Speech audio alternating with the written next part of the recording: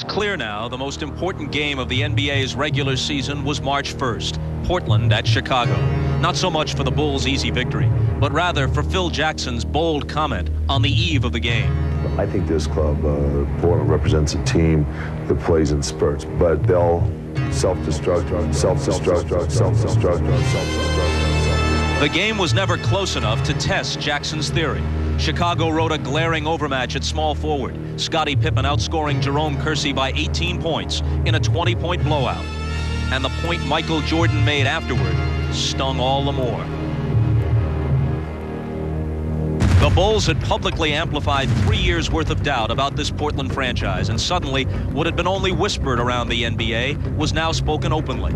Portland was good, but they lacked the resourcefulness and savvy to win close, important games. And so, for the past 3 months, the Blazers have endured daily questions, not about their shooting or their rebounding, but about their judgment and on-court leadership. Portland has protested occasionally, but the slander has been so caustic, so routine, that the Blazers now know they have only one effective reply.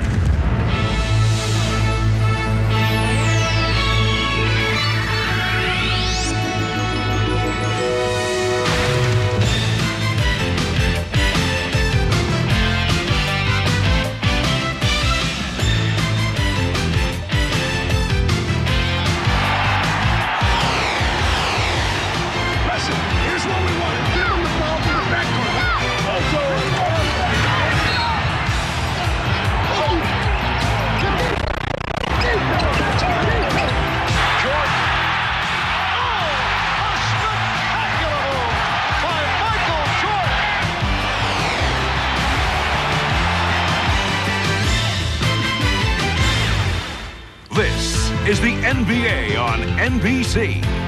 The 1992 NBA Finals. Tonight, Game 1 between the Portland Trail Blazers and the Chicago Bulls. The Madhouse on Madison has become one of the most recognizable symbols of the city of broad shoulders. That, of course, was Carl Sandburg's description of Chicago. But in searching for a headline for this series, we might borrow from a literary figure of an earlier time, as both the Trailblazers and Bulls arrive here motivated and burdened by great expectations.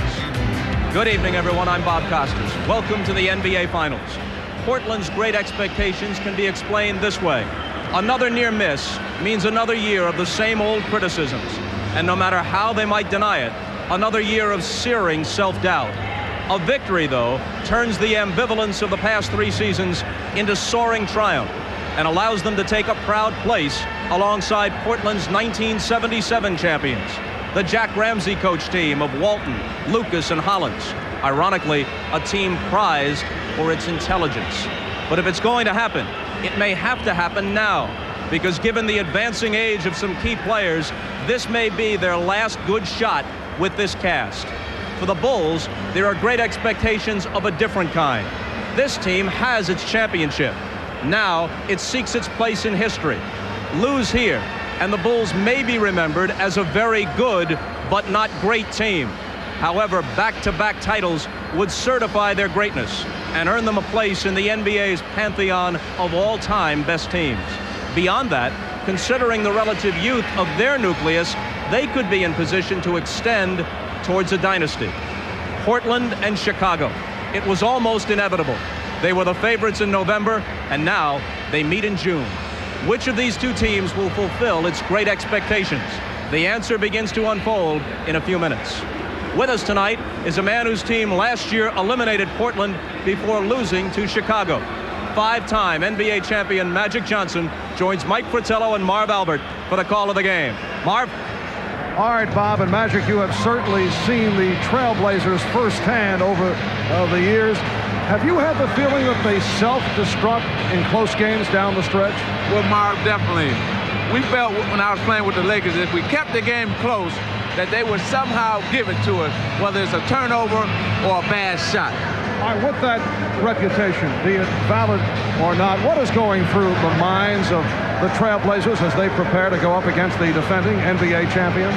Well, speaking with Clyde Drexler today, he said, look, we're out to prove a point, not only to the Chicago Bulls, but to the rest of the world, that we can win close games and win the NBA championship. All right, Mike, this is a series that features two of the NBA's premier players, and Michael Jordan and Clyde Drexler.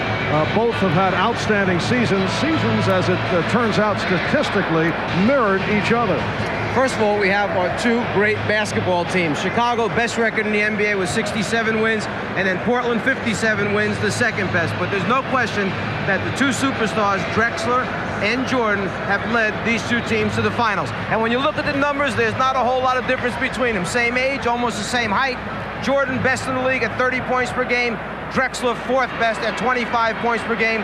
The rebounds and assists, just about exactly the same. And depending on how these two players want to approach it, they can turn it on either from the beginning to start a game out or at the end when needed most. For Drexler, only 4 points in the first half, but then 14 big ones against Utah to help Portland close out that series in 6 games. For Michael Jordan, with the bad wrist, only 6 points at halftime against Cleveland, a big 23 in the second half, 16 in the fourth quarter to help the Chicago Bulls end that series in 6 games against the Cavaliers. So we have two great teams. The eyes focused here on the two superstars, the Jordan-Drexler matchup. All right, and when we come back, we'll have the introduction of the starting lineups as we close in on Game 1 of the best of 7 between the Portland Trailblazers and the Chicago Bulls. The NBA on NBC is brought to you by the Coors family of fine beers. Original Coors, Coors Light, and Coors Extra Gold. Golden, Colorado since 1873. By Ford and your Ford dealer. Have you driven a Ford lately? And by Michelin, because so much is riding on your tires. It is always a glorious scene here at Chicago Stadium when the starting lineups are introduced. And here is the public address voice of the Bulls, Ray Clay. Good evening, ladies and gentlemen. The Chicago Bulls welcome the world's greatest fans to the Chicago Stadium.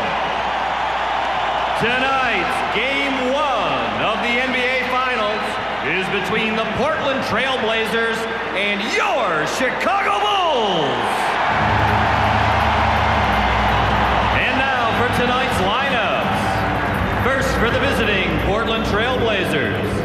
At forward from Maryland, 6'8", Buck Williams.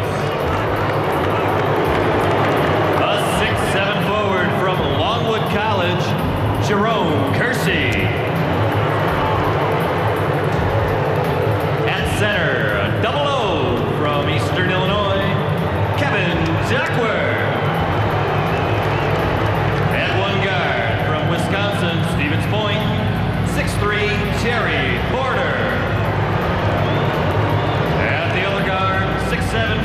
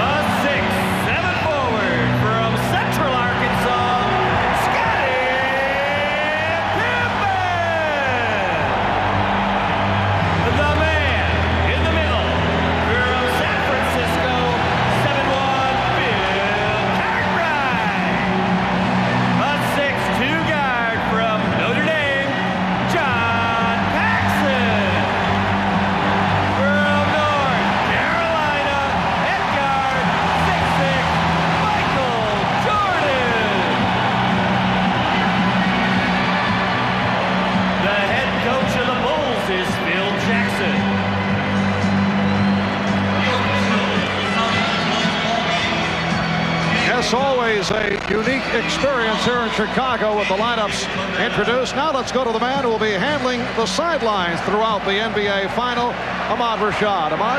All right, thanks, Marv. Just an update on that bad wrist that Michael Jordan had, which caused him to shoot so badly in Game 6 against Cleveland.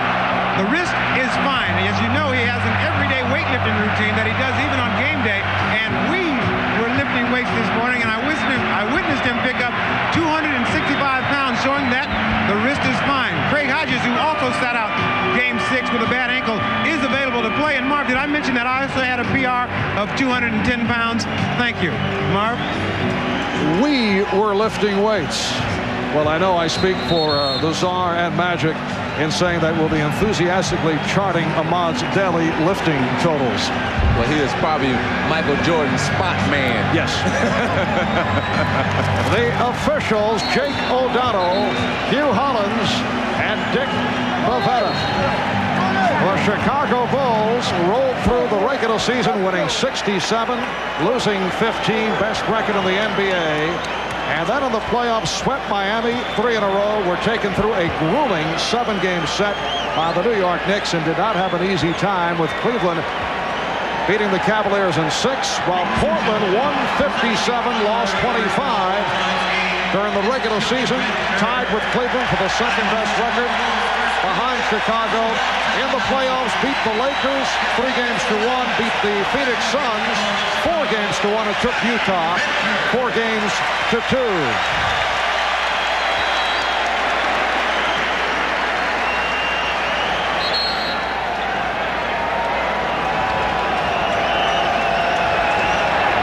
We are set for the opening tip.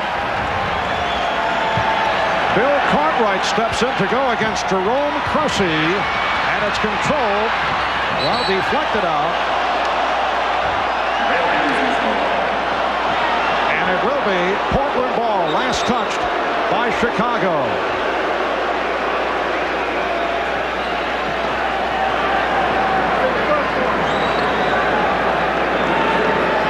Terry Porter being played by John Paxson. And the matchup at the start, Michael Jordan facing Clyde Drexler.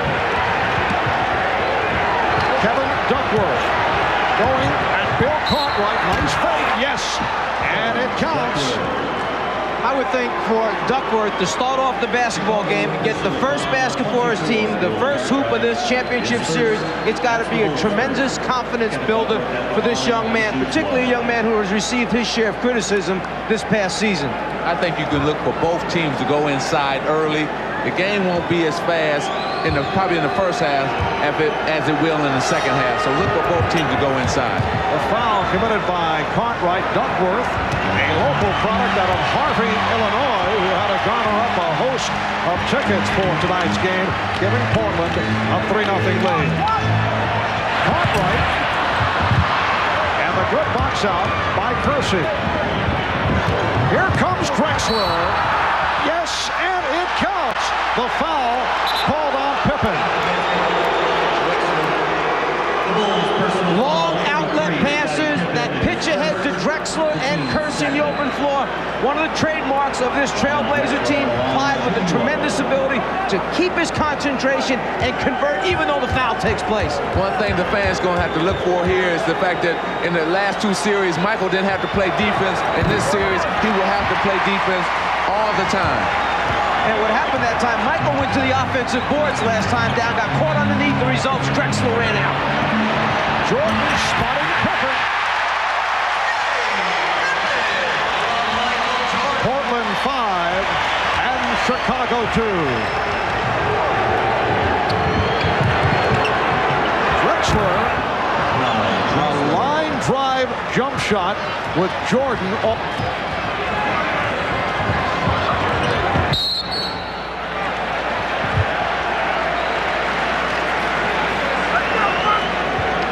Some of the great ones have the ability to elevate and then see the entire floor. Michael Jordan draws 3 people and then finds Pippen underneath.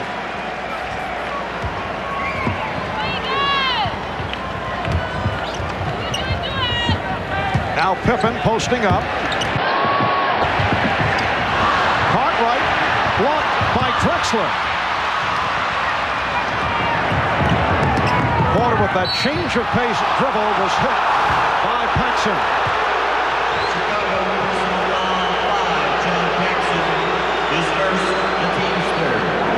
And very quickly the Bulls have collected 3 team fouls. This a non-shooting foul. Phil Jackson wants to...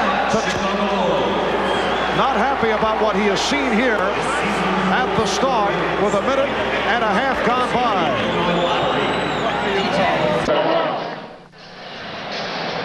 We discussed at the start of the telecast the rap put forth by Phil Jackson that the Trailblazers self-destruct in close games down the stretch. I asked Rick Adelman of the Blazers, will he use those comments to motivate his team? I don't think I have to. I don't think our players forget what's been said, and but we haven't talked about it a lot. We've talked about just doing our talking on the floor. We're going to go out and play. We have nothing to apologize for to anybody. I don't care who they are. We've won, I don't know what, 70% of our games over 3 years. We've won 80% of our playoff series. I'm sorry, that just doesn't hold water. If that's the case, then there's an awful lot of teams that are really struggling in this league. Right off the steal, Paxson finding Jordan shooting the 3. The save by Cartwright, and Grant was fouled. Called on Kersey. Well, Marv, talking about what Coach Adelman just talked about, yes, it's out there, and it is in the back of their mind. I think in Game 6 of the Utah series, they needed to win that game in a close game to say, okay, we can win close games. All right, Cartwright setting up on Duckworth, and he drew the foul. Kevin Duckworth called for his first. And Bill Cartwright, who has had a dreadful time of it at the free throw line, will shoot a pair. Bill Cartwright, when he first entered the NBA with the New York Knicks, was a very solid free throw shooter. In recent years with the Bulls, he's dropped off. And it has reached the point, Magic, 7 for 19, 36% from the line for Cartwright during the playoffs. But you know why, Marv? When he was with New York, they went to him a lot. He got to the foul line a lot, and he got a chance to get in a groove and in a rhythm. Now, the Bulls do not go to him. He don't get to the line a lot, and his free throw percentage falls off because of that. Well, he's just helped his percentage immensely by hitting 2 out of 2. Here's pressure by Chicago. We saw very little pressure in the previous series against Cleveland. No, this is exactly what they want. They had Buck Williams and Kersey backhand on the ball near the half-court line. And Terry Porter, who has been on fire during the playoffs, able to convert. Blazers 9, Bulls 4. And that's a good sign for Terry Porter, because in the 2 games this season against Chicago, he was shooting just over 31% against the Bulls. Michael Jordan. Portland 9, Chicago 6. Drexler getting down. He had to save it. Buck Williams, offensive foul.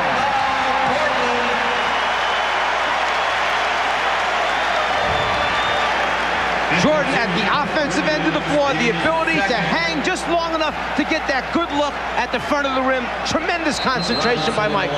But Clyde Drexler said that's what they want. They want to force Michael to the middle, to the help. They accomplished that, but Michael still scored. And then you saw the quick, long pass back, trying to get a score in transition. I talked to Paxson before the game. I said, do you want to run up and down with these guys? He looked at me like I was crazy. No way, he said. We have to be selective when we run against this team. Buck Williams called for his second. He's replaced by Cliff Robinson. Shot clock at 5. Here's Jordan. Cartwright gets to it again. Lost the dribble off his foot. 3-on-2 for the Blazers. Drexler all the way. Clyde Drexler at his best in the open floor, hitting for his 3rd field goal. He has 6, and Portland with an 11-6 advantage. Marv, nobody better leave their TV set, because there's going to be some great plays in this series. A live promo offered up here by Magic. Well, he's not lying, because when you get a guy who can take it at 6'7", lead the break, and then just decide to finish it over the top of everyone, man tells the truth.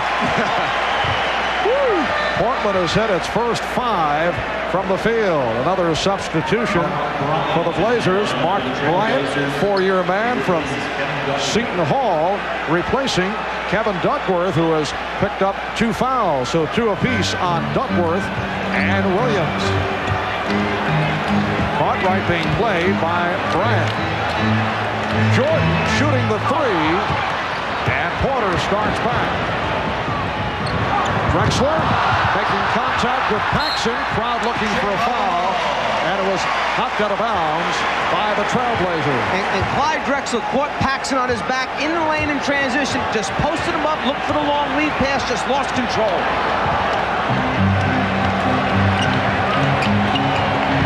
Nice look from Pippen, pretty pass from Grant, and Cartwright was fouled. Once again, Cartwright to the line. Porter called for the foul. Not many big people are willing to be interior passers, but this Bulls team plays so unselfishly. They're always looking for each other, and the key thing is they know where they are supposed to be on the floor. They find their teammates because they're in their right spots. That's execution. And you can tell that what we were talking about earlier, both teams want to go inside. There hasn't been many jump shots, and both are trying to establish their game right now. And Bill Cartwright has hit his first 3 of 3 from the free throw line.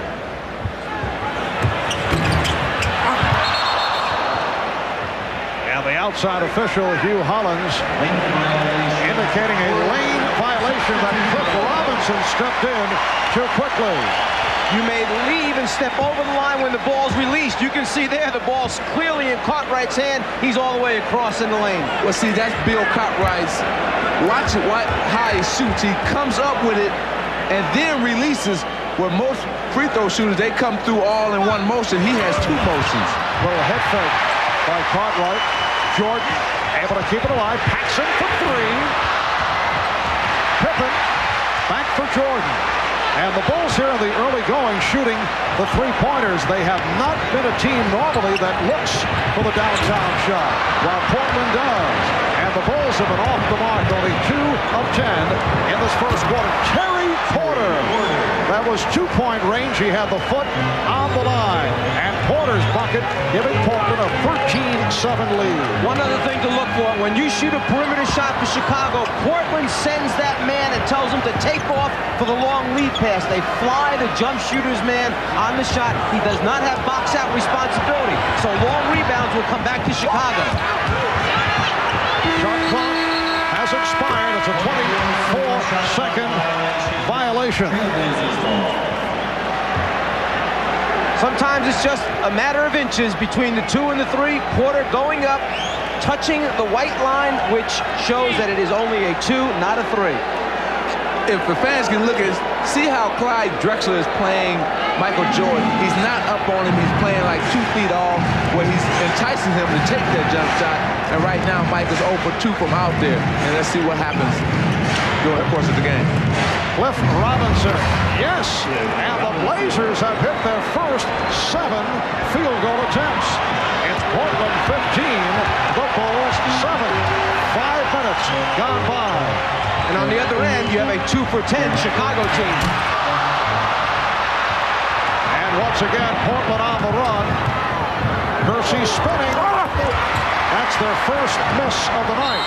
And Pippen was hit on a reach-in.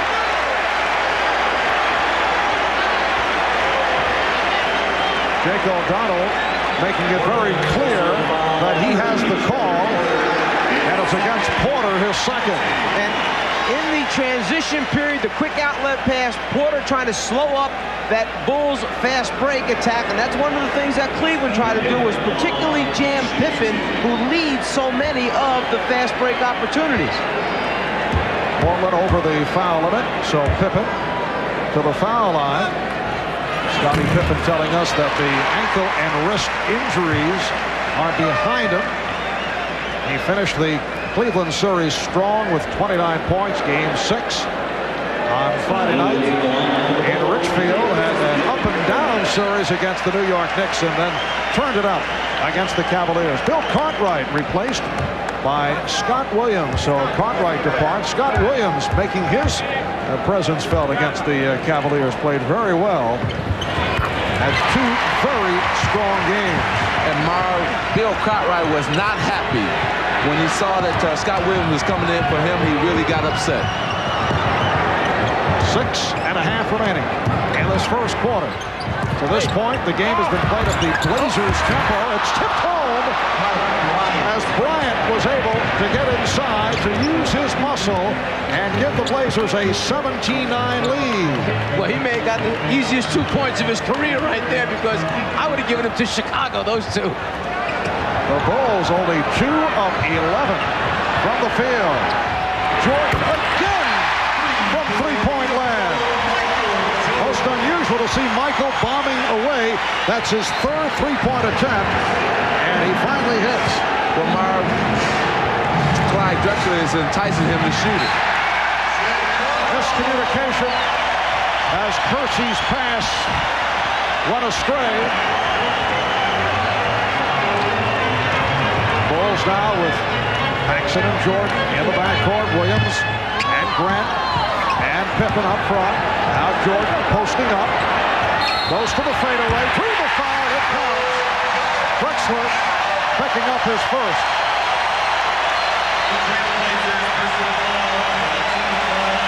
One of the things that Chicago knows it can do is post up Michael Jordan at any time it wants to during the course of a season. They didn't use it much in the regular season, but in the playoffs, they've gone to it more and more, the post up of Michael Jordan. Hey, he's their best post up player.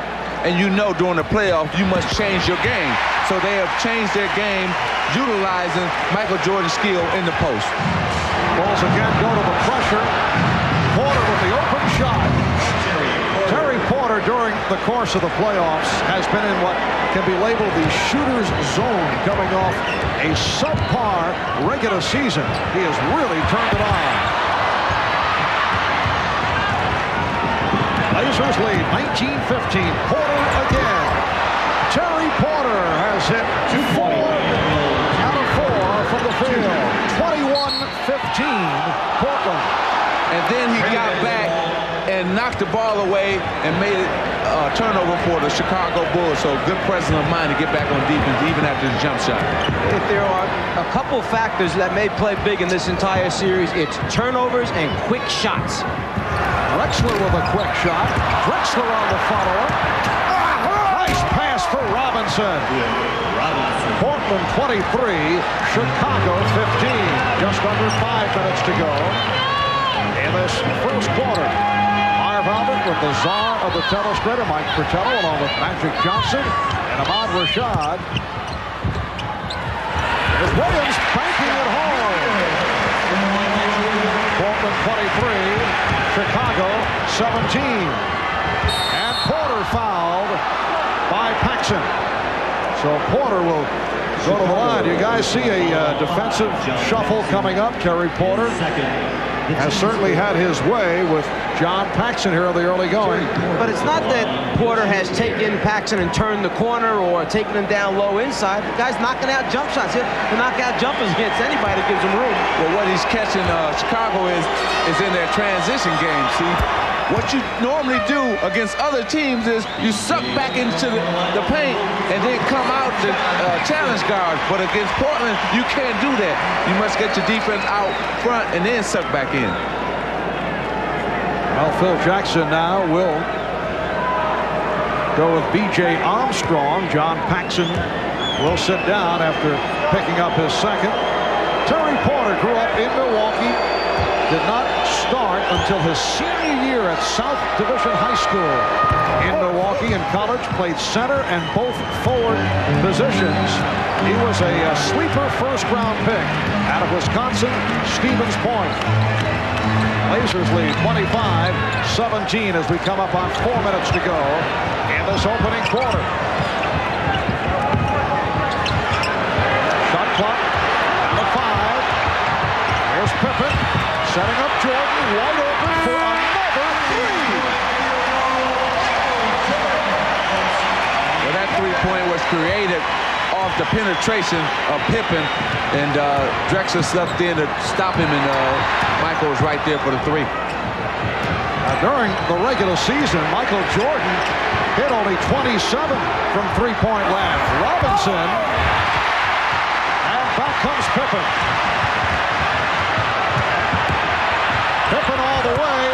possession, and it's deflected out by the Trailblazers. You were saying that Michael Jordan, normally not known for his three-point shooting, but remember what Ahmad told us, he was lifting weights this morning. Yes. He feels strong tonight. Timeout called by the Trailblazers. They lead by 5.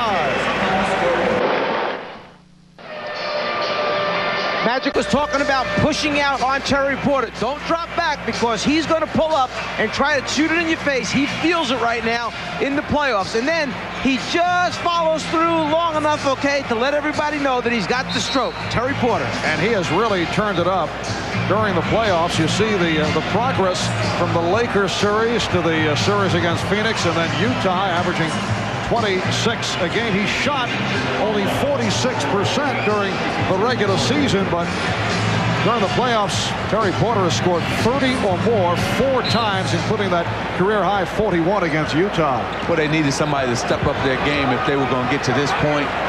He was the man who stepped up his game, and Terry Porter might before drive and missed it, but he's taken them to this point where they're at now with his great outside shooting. Danny Ainge has checked in for the first time. Robinson changed his mind. Saved by Drexler.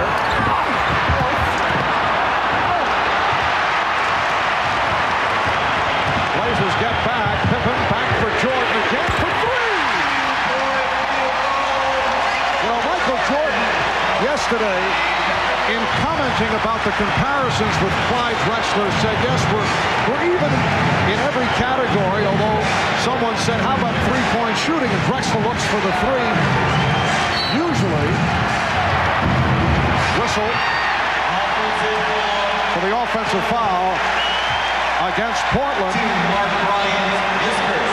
Foul committed by Mark Bryant.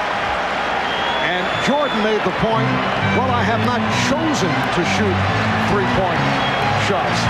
As if to say, well, if I wanted to go that route, I'd be doing the same as Drexler. Well, he has chosen to look for the 3 here in the first quarter. That time he passed it up and hits the 2. Well, see, he hit 3 or 4 in a row. Then Clyde knows he had to come up on him, so he sucked him in that time, pump fake, and went right past him for the easy 2-point jump shot. And you see Rick Adelman is shaking his head on the sideline. What he's thinking about is they are not coming to meet the basketball against the Chicago team. You can't wait for the ball to come to you. Oh, a strong move by Kersey to draw the foul. The basket counts, and Jerome Kersey will go to the line. Portland leads by 2. Kersey, the ability to put it on the floor, take it to the basket, one of the big pluses for this Trailblazer team. They have so many guys that can put it down and take their defenders off the dribble. That stopped a 10-2 run by Chicago, sparked by Jordan, who has 16 points in this first quarter. 3-point play for Kersey. And it's Portland 28, Chicago 25. 2 minutes remaining in the first. Jordan eluding Robinson. Yes! 18 from Michael Jordan. Traveling violation. Well, Coach Patello said, Magic, what do you think Michael's going to do? Is he going to come out fast or slow? Here, behind the back, he just tricked. Cliff Robinson went right up. He's in his groove right now. He feeling it. He wants the ball, and he wants to lead his team in his first quarter. Here's Armstrong. A.J. Armstrong hits on his first field goal attempt. The Bulls lead 29-28. Drexler with a beautiful move, and he is hammered. Wait a moment. Dick Bavetta appeared to be calling the foul against Chicago, but Jake O'Donnell changed the call. The outside official said no, it's an offensive foul. But Dick Bavetta stopped short of making the call, checked with the outside official, basically said, did you have a better look at it, a better angle than I did? Jake nodded, said yes. Jake took the call. Clyde Drexler did not like the call. Now, Jerome Kersey will sit down, and a one-time Chicago ball. Enos Watley has checked in. He's guarding B.J. Armstrong. And I would get Drexler out of there as soon as I could if I were Rick Adelman. You got 2 fouls on your guy, take him out, rest him for the end of this quarter. Grant from Jordan. The Bulls 31, the Trailblazers 28. See, this is the time that Portland has to slow their game down now. Okay, let's see what we got here. Not go so fast. You got to take that crowd back out of it. I'm sorry, Marv. Take the crowd back out of the game. Knocked out by Armstrong. 13 on the 24. And Drexler will throw in. Ainge and Watley now in the backcourt. Bryant with Drexler, Robinson up front. The rejection by Williams. Here's Armstrong on the run for the pull-up. Rebound Pippen. Rebound Grant. The Bulls by 5. And you can see the excitement in BJ that time. He couldn't wait to get down the court and then actually took a shot that was a little bit too quick, I'm sure, for what Phil Jackson would have liked. Robinson. Cliff Robinson getting the roll, and it brings Portland within 3. 15 seconds to go in this first quarter. Well, one thing that Chicago has not seen very often in the playoff is a 30-point quarter for their basketball team. So they got to be happy with the way they're scoring. Jordan. And time has run out in this first quarter. Michael Jordan, 7 for 13 from the field, including 3 three-pointers. To turn it around after the Trailblazers hit their first 7 field goal attempts. So after 1 here in game 1 of the best of 7 NBA final, it's the Bulls 33 and the Trailblazers 30.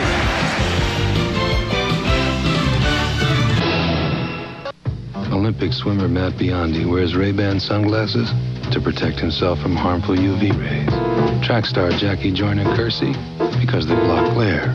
And diver Wendy Williams for the distortion-free lenses. At least, that's what they told us. See for yourself during Ray-Ban Sunglasses' special 30-day trial. Now through August 31st at participating retailers. Ray-Ban Sunglasses by Bausch & Lomb. Proud sponsor of the 1992 U.S. Olympic team.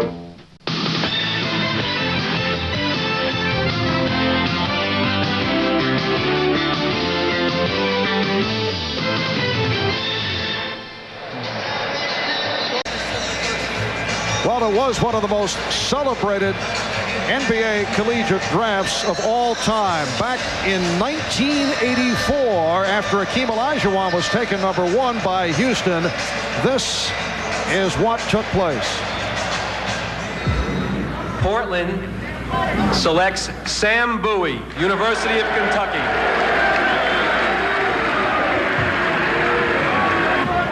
The Chicago Bulls pick Michael Jordan of the University of North Carolina. Well, Sam Bowie was taken by the Blazers as the 2nd pick in the draft. And they have certainly heard about that selection a few times over the years. Michael Jordan then was the next selection. Back in '83, the Bulls going with Enos Watley, who, as it turns out, is now a member of the Portland Trailblazers. They took Watley ahead of Clyde Drexler. But you flash back to that time, most NBA teams would go for the big men because they felt that if you had a shot at a championship, it would usually start at the center position. Bill Cartwright just checked back in as the second quarter gets underway, as called for his 2nd foul. And Marv, you're right. At that time, everybody felt you had to have a center, like Kareem or somebody, and that's why they picked Sam Bowie, knowing that they had Clyde Drexler. So where are you going to fit Michael in at? The other question about Sam Bowie, who certainly had a decent NBA career, the injury problems that he had at University of Kentucky. Sam now, of course, a member of the New Jersey Nets. Here's Porter. Terry Porter continues the onslaught. He's 5 for 5. He has 12 points. The Bulls now lead 33-32. And Bobby Hansen A seldom used player by Phil Jackson has come on here at the start of the second quarter. Pippen was fouled, hit by Robinson on the block. The early entrance of Bobby Hansen may be the result of the Craig Hodges sprained ankle, although Hodges is in uniform and ready to go. And the other thing is you have Danny Ainge on the floor with some size at the guard position. Phil Jackson bringing out Bobby Hansen, who has equal size and strength to match up against him, not to give Ainge a real good look at the rim. And you know that in this series, Marv, Michael Jordan's going to have to get more rest because you're playing an offensive threat in Clyde Drexler. It's not Craig Eglow or nobody where he can rest on defense. He's going to have to play defense. That's why you're probably going to see more of Hansen as this series progresses. Michael Jordan sitting down following that 18-point first quarter. So it is Hansen matched with Ainge. Buck Williams is back up front with Robinson and Duckworth. Ainge and Porter in the backcourt. Robinson around Pippen. And it's handled by Williams. 3-on-2 for the Bulls. Pippen for Hansen, wide open. Yes. Bobby Hansen, who spent 7 years as a member of the Utah Jazz, 1 year with Sacramento, off the bench to hit on his first field goal attempt. Bobby Hansen's one of those kamikaze guys. You put him out there, he gives everything he has for the minute that he's on the floor. A great role player for a team. And when we were out there doing our pregame, as you want to call it, I was telling Danny Ainge, I said, hey, you in another championship? Well, Hansen came over and grabbed me and said, look, Irvin, I just want to win one. He's already won one. Bobby Hansen had played in only 4 of 16 games in this year's playoffs. Here's Ainge. Rebound, Buck Williams. No box out, and Buck Williams able to put it home. The Bulls now lead 37-34.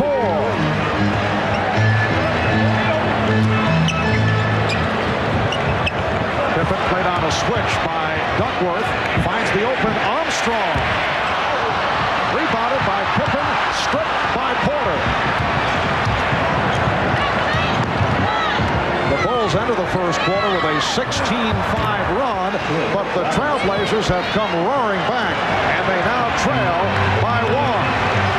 Portland did shoot 13 of 19 in that first quarter, hitting their first 7 field goal attempts. Chicago 11 of 24. Illegal defense called for the first time against Portland. 9:34 to go in the second quarter. It's Chicago by 1. We'll be back in a moment. The NBA on NBC is brought to you by cold-filtered Miller Genuine Draft and Miller Genuine Draft Light, taking the country by storm. By the new Mazda. Mazda, it just feels right. And by Levi's Dockers. Nobody does color like Dockers.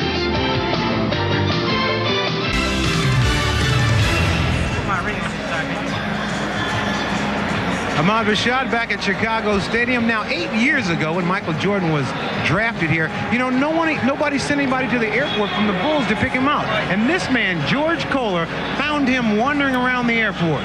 Well, it wasn't really wandering around the airport. He stepped off the airplane, I was standing there waiting for him. Strictly by accident. And you happened to be a chauffeur at that point? At that point, yes. Had my own company and went out there to pick up a customer. The guy never showed up, and Mike was the last guy off that airplane, so I asked him if he needed a ride. He said yes. And it worked out very well. You've been his personal assistant now for 8 years. 8 years, yes. All right, George, thanks a lot. Marv. Yes, Michael Jordan found himself wandering around the airport and wondering what kind of organization was he drafted by. I know you did not receive the same treatment, Roger. No, the chauffeur was there, but the difference is now that I still know how to drive, and right now Michael don't know how to drive because he's being chauffeured around so much. Buck Williams commits his third foul, and he will sit down. Jerome Kersey checking back in. Well, screening becomes such an important part of getting the shooters open, and in the playoffs, the physicalness of the series allows for a lot of offensive fouls. Defenders chase him so hard, it's tough to get a good shot at the guy to clear your shooters. Shot clock at 5. Here's Pippen. He's been quiet. That's his second field goal. 8 points for Pippen. And the Bulls now lead 39-36. At one point, Portland led by as many as 8. Robinson, yes. Nice touch by Cliff Robinson. His 5th field goal. He has 10 points. The Bulls 39. The Blazers 38. Marv, with all the foul trouble that Portland is in, they should be happy where they're at right now with the score being what it is. That's 3 on Williams, 2 apiece. That's a 3, 2 apiece on Duckworth, Porter, and Drexler. Porter putting moves on Armstrong. A rare miss for Terry Porter. Armstrong ahead of the field. It's Chicago by 3.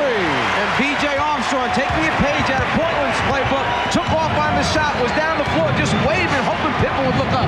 Danny Ainge buries the 3-pointer. And for Portland, their first 3-point field goal. So Danny Ainge in playoff competition now tied for 2nd all time in 3-pointers. Michael Cooper, number 1, but within range of Ainge. Scott Williams. Strong move by the second-year player out of North Carolina to give the Bulls a 2-point lead. Well, during the regular season, Ainge shot 35% from the 3-point line. Here in the playoffs, over 48% from the 3-point line. Robinson with the step as he whipped by Williams. This was a big matchup concern for Chicago. Would Robinson be too quick for that backup guy to guard once Chicago started making substitutions? The backup guy happens to be Scott Williams, and so far, he can't handle Robinson. Cliff Robinson in his 3rd year out of the University of Connecticut has come off the bench to hit for 12 points. Armstrong, yes. That is his 3rd field goal. He has 6. Chicago leads by 2.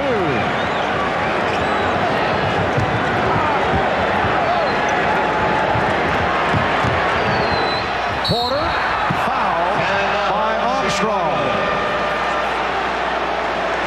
That matchup we talked about, can Williams guard Robinson? Well, off of this play right here, you'd have to say he's going to have a long night.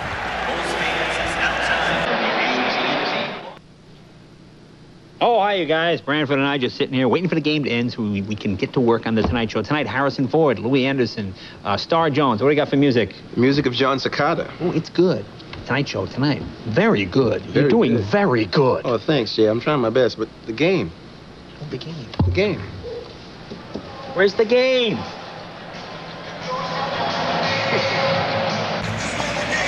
All right. Thank you, Jay.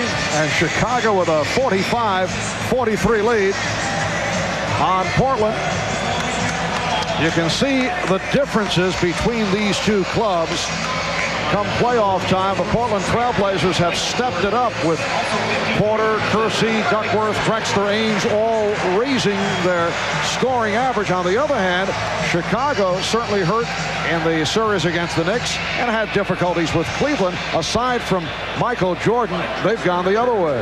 Well, a completely different set of games over on the Eastern Conference side, particularly against, as you mentioned, the New York Knicks, and you had a number of the Chicago Bull players who had nagging injuries that did not allow them to play their normal game. And plus, I thought that the Portland team defense enabled all their scoring to pick up because of turnovers and steals. They were able to get out for easy layups. Chicago with a 45-44 lead. 6.5 remaining in this first half. Michael Jordan, after getting a considerable rest, has returned. The same for Clyde Drexler, and they match up once again. Here's Jordan to the fadeaway. 20 for Jordan. Well, they posted Michael, but actually ran a little screen away action in the lane. That was a Livingston on Grant type of away from the ball action, but Jordan used the post up to his advantage. Ainge took a shot from Livingston, who had just checked in. See, Jordan is looking to the lane to see if Grant's open there for a split second. When he doesn't like what he sees there, well, then he makes something nice happen for the team. Superstars love this situation. It's built up to be Jordan versus Drexler. Michael Jordan is saying, okay, come on, you're in my building, come on with it. I like it. Well, to this point, Clyde Drexler, 3 of 6 for 6 points, along with 2 fouls, while Michael Jordan going to the 3-point shot at 18 of his 20 in the first quarter. It will be Chicago ball. Phil Jackson with Jordan and Armstrong in the backcourt. He has Grant, Livingston, and Cartwright up front. So Scottie Pippen getting a rest. Pippen with 8 points, 7 assists in this first half. Got Danny Ainge trying to keep Livingston off the offensive board, so he's got his work cut out there. Portland with the ball. They are down by 2. Kersey played by Grant.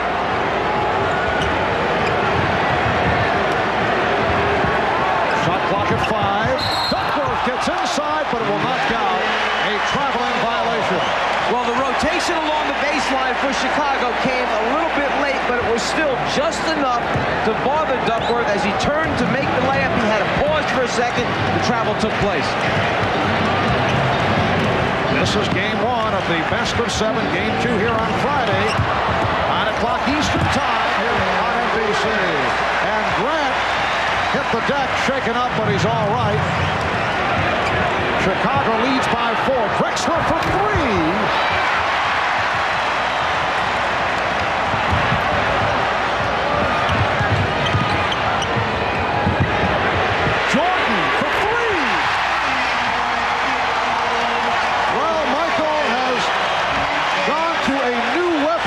That's his 4th 3-point field goal. He's ready to play. He is ready. The Bulls by 7, and Portland takes a timeout.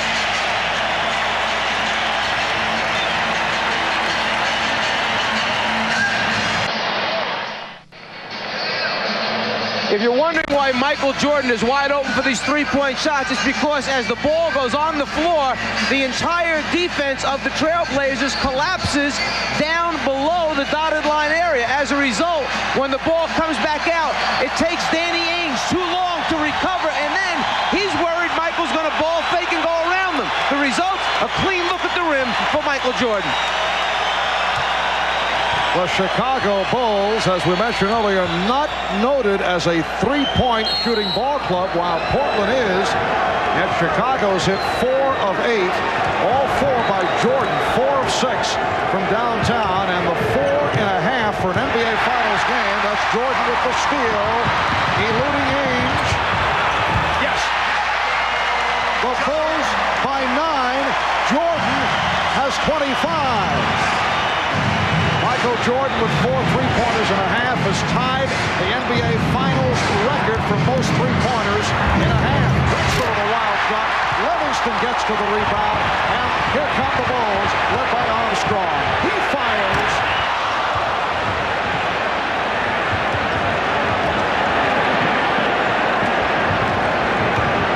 Terry Porter blocked by B.J. Armstrong. A moment ago, we talked about the deciding factor here might be turnovers, which then lead to quick shots. The turnover caused by Michael Jordan's defense, the quick shot caused by Michael Jordan's offense at the other end.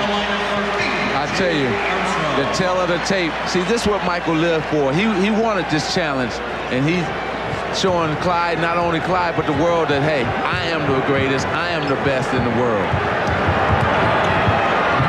Drexler wide open, passed on the outside shot, and then he drew the foul. It was packed on the play. Jordan now has 25 points. Cartwright called for the foul, his third. 25 for Jordan. The most points in an NBA Finals game in one half. 33 by Elgin Baylor. He did in April of 62, and we still have 3:41 remaining in this half, and Jordan is only 8 points away from that all all-time record. Well, we just saw Clyde pass up a wide open 15-foot. I mean, can guarding somebody that puts 25 on you early kind of make you think twice about what you want to do? Exactly. And Michael has taken him out of his rhythm, and also 2 fouls has not gotten Clyde, not enabled Clyde to get into his rhythm. Michael is in his rhythm, but Clyde is not into his offensively. The Bulls lead 54-47. Drexler went for the steal, and it's Jordan again. Michael Jordan, 11 for 17, 27. Oh, Kersey with a facial. Jerome Kersey cuts it to a 7-point Chicago lead. We come up on 3 minutes to go in the first half. And Marv, this is an important 3 minutes for the Portland Trailblazers to try to stay in this ball game. Jordan with the one-on-one move, found Grant. Tipped home by Scott Williams. The Bulls 58 and the Blazers 49.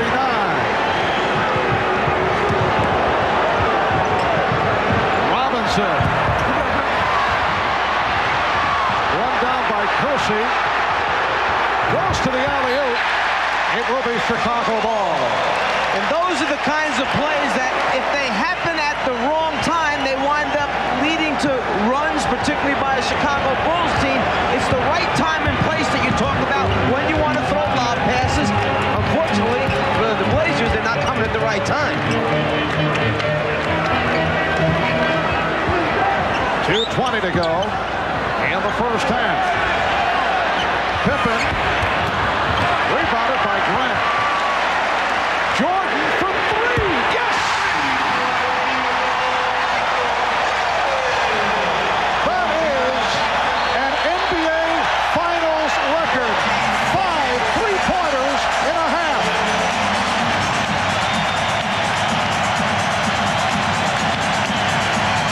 Michael Jordan hits the 3. He now has 30 points. He is 3 points away from most points scored in a half in an NBA final. Elgin Baylor with the record set back in '62. And as you see, the most three-point field goals in an NBA Finals game is 6. Michael Cooper did it for the Lakers against Boston. Phil Laimbeer of Detroit did it against Portland. My, oh my, oh my. That's all you can say. Michael Jordan loves this platform of displaying his skills, and especially, like I said, he got somebody in Clyde Drexler to go against. The Bulls have opened up a 12-point lead. 2 minutes remaining. First half.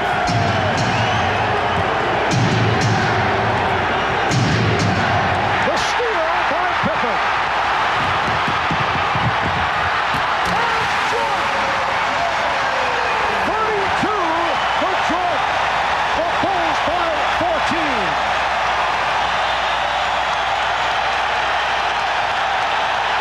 Drexler for 3, air ball.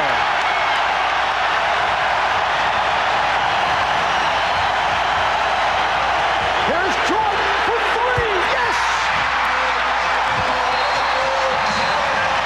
Did you see that look? Michael indicating he can't believe it. Well, if you take those hurried shots, that's what's going to happen. The runs of the Chicago Bulls can open the game wide open. The defensive pressure, the steals, the transition game, and then Pippen taking it to the hole. Michael following it back up again, throws it down.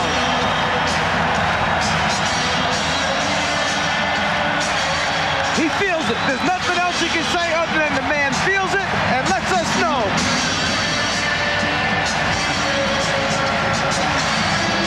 Oh, here's a 3 again. You know, and just let us know that, hey, I'm feeling it. I'm feeling good. It's my game. I love it. I love it.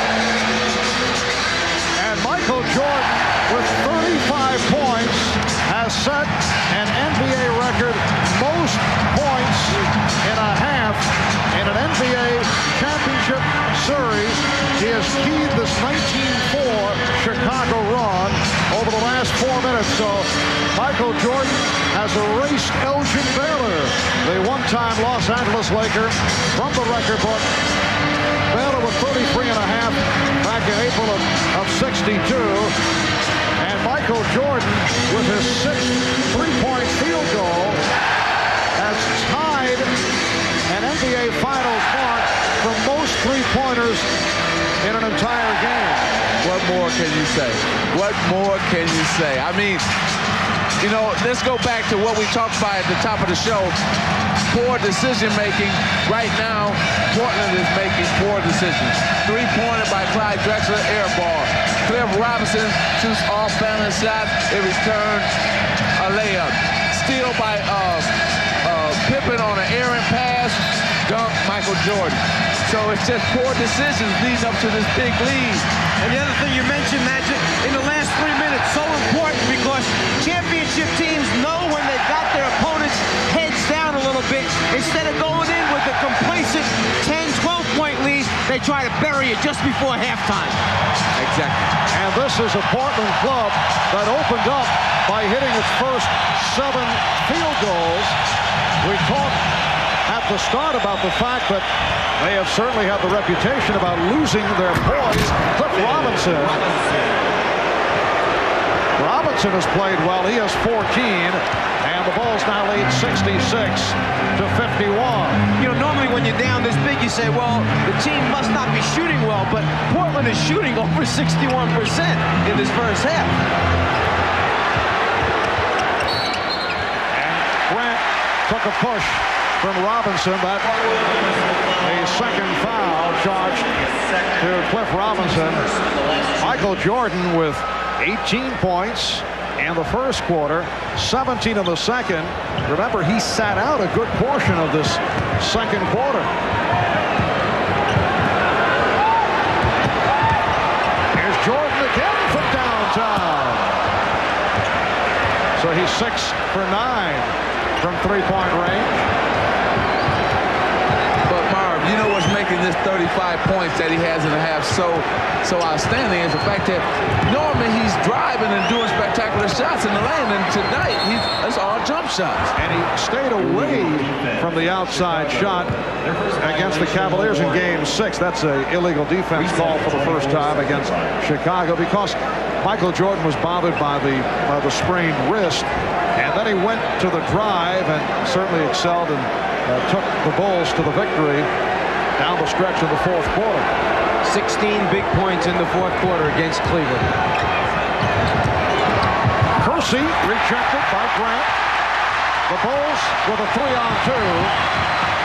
Final seconds of this first half. Grant. Williams knocked it away, and time has run out.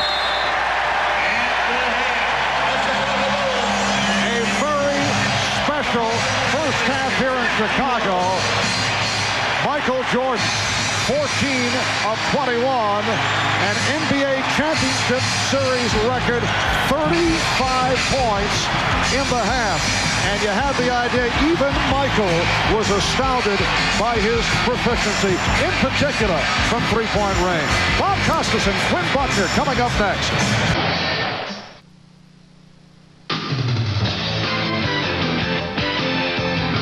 This is the Prudential Halftime Report, brought to you by the companies of the Prudential. In a changing world, one thing remains rock solid, the Prudential. Halftime at Chicago Stadium with the Bulls leading the Trailblazers 66 to 51. The Bulls have outscored the Blazers by 26 since midway through the first quarter. That, of course, is when Michael Jordan took charge. We welcome you back to our perch here in Chicago Stadium. I'm joined by Quinn Buckner. Michael Jordan has broken Elgin Baylor's finals record for most points in a half. As Marv Albert pointed out, Elgin had 33 and a half in Game 5 in 1962 against the Celtics. Michael goes for 35 here in the first half and hits 6 of 9 from three-point distance. Bob, it was just incredible to sit here and watch this guy go at the basket the way he did. He had 18 in the first quarter, which is good. But one of the things that most of us don't think about is the bench. The bench for Chicago came in. They even had Bobby Hansen come in. It allowed Michael Jordan at the end of the first half to have, going into the second quarter, to have a 6-minute rest. And that's why he was able to come back with the onslaught in the second quarter. He is normally not able to get that kind of break, so the bench is something that I think is really important for both teams. Obviously, Chicago's bench did an outstanding job in getting Michael Jordan a break. A close and obviously very intense first quarter, and then the blowout in the second quarter. It's not out of Portland's reach, but there's a tone here that if it holds means more than just a 1-0 edge for Chicago. It means a big message, doesn't it? Well, I think it can be considered a message, but first of all, you got the score moving toward where Portland wants it. Once they get it over 110, they're pretty effective. But the Achilles heel of Portland has always been their decision-making on taking shots. I thought they started taking shots too quickly. When they missed them, the Bulls converted. That was the problem, I thought, for the entire second quarter for the Portland Trailblazers. Okay, shifting gears here from basketball to tennis. At the French Open today, there was intermittent rain throughout the afternoon, so only 2 of the men's quarterfinal matches were completed, but they involved the remaining American men in the draw. Here's Dick Enberg in Paris with a report. On another rainy day in Paris, it was a bright day for U.S. tennis. 2 Americans have made it into the French Open semifinals, and one is the defending champion, Jim Courier. The 21-year-old Floridian defeated the talented Croatian Goran Ivanisevic. Courier hammered his huge forehand unmercifully at his southpaw opponent, rallying from a breakdown to win the 4th set and the match. Jim Courier is into the semifinals. For the 4th straight year here in Paris, he'll meet Andre Agassi. Agassi advanced today by defeating Pete Sampras in straight sets.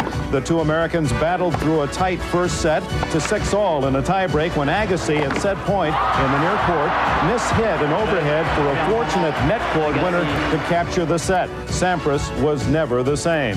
The 11th seed Agassi wins in straights. So on Friday at 10 a.m. Eastern, 9 Pacific here on NBC, you'll see a rematch of last year's final. Agassi later went over on court 1, teaming with John McEnroe in doubles. They were defeated in straight sets. And that's our story from Paris. We return you to Chicago and NBA Showtime. Okay, Dick, so Agassi and Courier, both finalists in the French last year, will meet in the semis. And don't forget, the women's finals are at 3 p.m. on Saturday. That's Eastern time. And the men's finals will be at 9 a.m. Eastern on Sunday morning. Coming up next from Chicago, Marv, Mike, and Magic will take an in-depth look at Michael Jordan's nearly unbelievable first half. We'll have many of the highlights. That's right after this message from Prudential and a word from the NBA.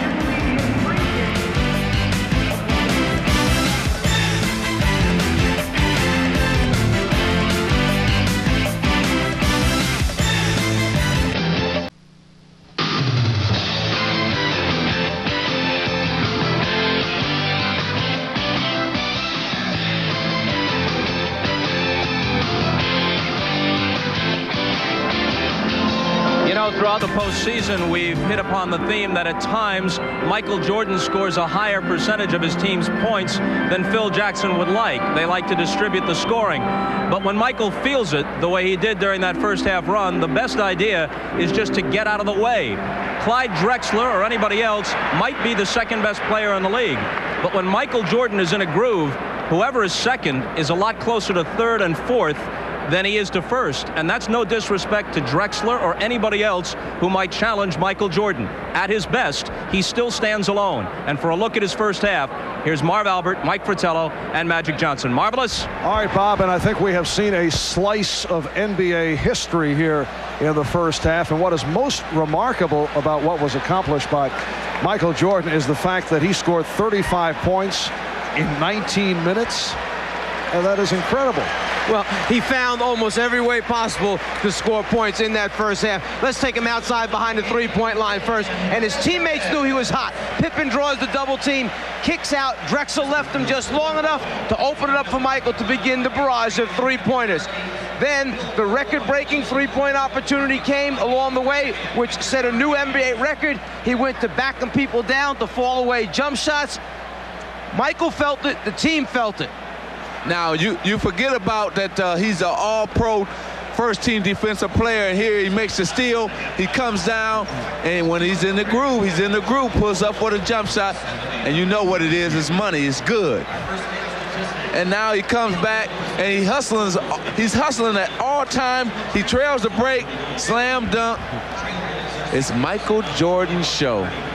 Well, it was so good that we had to show you the record breaker. Michael all alone, no one near him. In fact, he's a foot behind the three-point line when he knocks down the big one to break the NBA record. The NBA record that was held by Elgin Baylor. He had scored 33 points in a championship series game back in April of '62. Michael with 35 for the half. And Magic, how about this stat line? 19 minutes, 14 for 21 from the field, 6 for 9 from three-point range, 1 for 1 from the line, 35 points. But I don't know, he missed 7 shots. The wrist must be bothering him, I think. It must be. I think the Portland Trail Blazers hoping in the second half that his wrist will be bothering. But I think what he did, he came out to show the world that he is number one. Like Bob said, everybody else is a distant second. Well, Michael, from time to time, as we have seen, will use different situations to try and rev himself, be it a fan sitting courtside in Cleveland, as we saw in the Bull Cavalier series, or it could be a player, John Starks or Xavier McDaniel, who might annoy him for the moment, and it gets him going. In this case, there was no question it was the sight of Clyde Drexler that got him going. Well, the fact that they've been billed as the 2 best off guards or scoring guards in the NBA, Michael trying to prove that there's a little bit of distance between number 1 and number 2. But the sad thing is, we're going to have to hear Ahmad take credit for this, that it was him training this morning that brought Michael to this new height. Yes, it was that pumping that Ahmad was able to orchestrate. Bulls hear it from the crowd as they step back on. Michael Jordan, 35 points in the first half. We'll be back in a moment.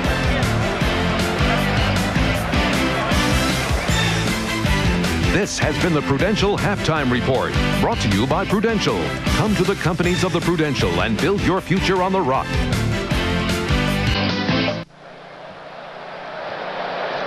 Back in Chicago, the Bulls 66, Portland 51 at halftime. A look at today's Miller Genuine Draft halftime statistics.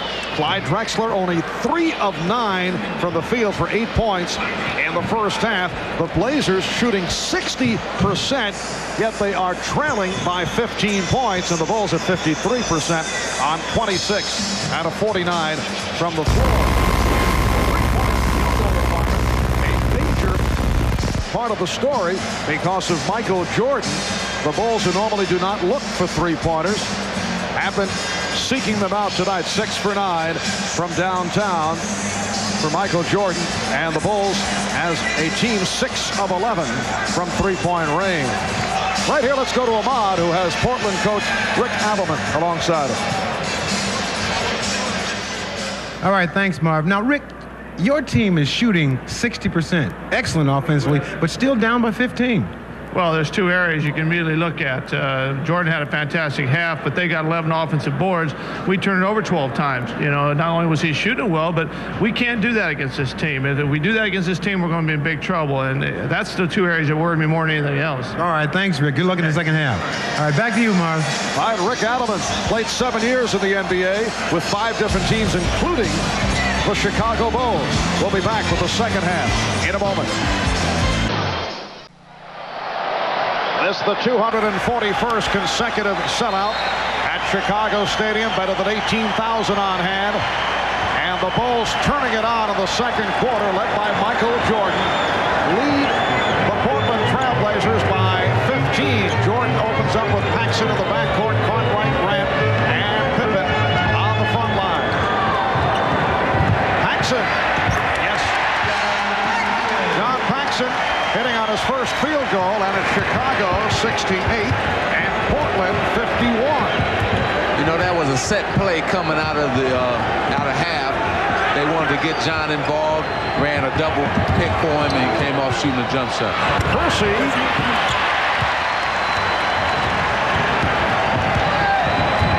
High-point men for Portland. Cliff Robinson with 14, and Terry Porter with 13. Cartwright. So Bill Cartwright with his first field goal. For the Bulls, only Michael Jordan in double figures. Scottie Pippen with 8, Horace Grant with 6, E.J. Armstrong, Scott Williams each 6 points. You see the Chicago Bulls defense up overplaying, denying Portland, forcing him to pop down deeper to start their offense. And And off that bucket by Drexler, the Bulls now lead 70-53. Minute and a half gone by in the third quarter. Cartwright getting the good position, then threw back out to Pippen. Paxson checked the clock. Grant. The difference in the Chicago offense compared to the difference in the Portland offense is the fact that Chicago is taking their time. They're running through all the options. When the first option breaks down for Portland, though, they go to a one-on-one and take bad shots from going to the one-on-one, where Chicago flows in their offense. And that's one of the things they wanted to stop was the quick shot type of thing. The jump ball that time produced by the excellent defense of Grant. Timing it, getting it from behind. During the course of the playoffs, following the series against Miami, Chicago sweeping by Miami in 3, we have rarely seen the Chicago Bulls. Pippen off the break. What a recovery by Pippen, because the ball was knocked away, but Pippen was able to get it back, and Portland wants to talk it over.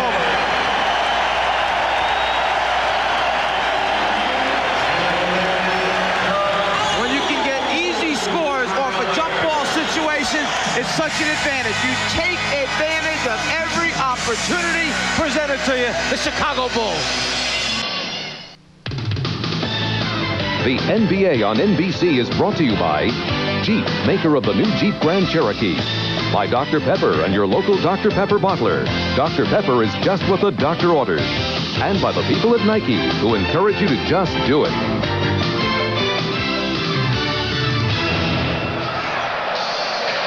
Scottie Pippen on his way to a triple-double right now. 10.7 rebounds, 7 assists. At the end of this layup, watch how he almost loses the ball right there. But those big hands hold on just long enough to guide it in. The soft touch by Scottie Pippen. Going back to the latter stage of the second quarter, over the last 8 minutes, Chicago has outscored Portland 27-8. And they have this big lead, 74-53. Another Portland turnover. Paxson open. Yes. So the Bulls now lead 76-53. And Chicago got the Trailblazers where they want them. Just playing random offense and turnover again. Here comes Pippen.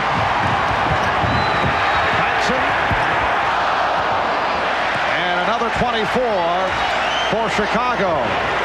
Jordan for 3. And it comes back to Paxson.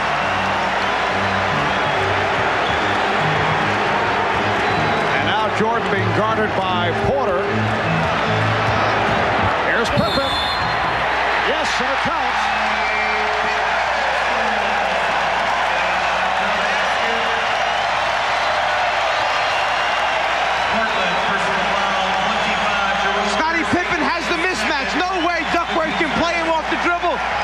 Pippen shows him this is the way to the basket, big guy. But credit Horace Grant with this move, because Horace Grant moved out of the post for him. That enabled the lane to open up, but Scottie Pippen can take it down and score the layup. It's the recognition of teammates when there's a mismatch. Wait a minute, there's the guy with the ball. Pippen guarded by Duckworth. Open it up. Let him have the lane. Three-point play for Pippen.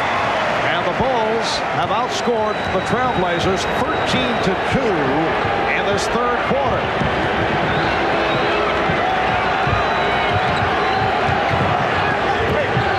Robinson.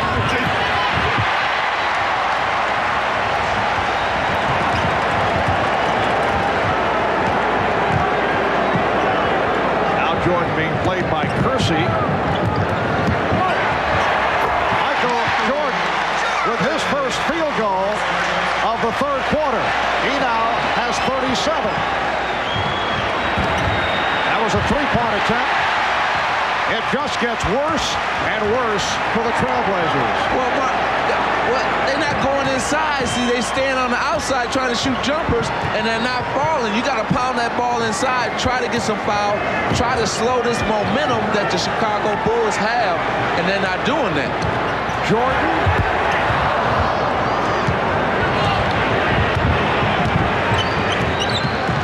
Bulls with an 81-53 lead. Here's Robinson. He drew the foul. Called on Williams. Well, in this third quarter, Rick Adelman has been going with different people matched against Michael Jordan. It is no longer Clyde Drexler. You know, we had heard in the build-up prior to the game that is Michael Jordan going to be worn out having to play somebody like Clyde Drexler? What's it going to do to his offensive game? Well, what's happened is Michael Jordan's offensive game is right at the top of itself, and if there's anybody right now who should have a concern, okay, with the matchup situation, Rick Adelman now has made a change, and whether or not this is a statement that he will continue to do throughout the series remains to be seen, but certainly Drexler was not the right guy in that half to be playing Michael Jordan. Well, not only do they have bad matchups there with Michael Jordan, but right now they have bad matchups with the Chicago Bulls team because they're not affecting anything that the Chicago Bulls are doing right now, especially offensively. They're moving through the lane just easy. They're not getting bumped, hit, anything. Shot clock at 4. And it will be Chicago ball with 1 on the 24.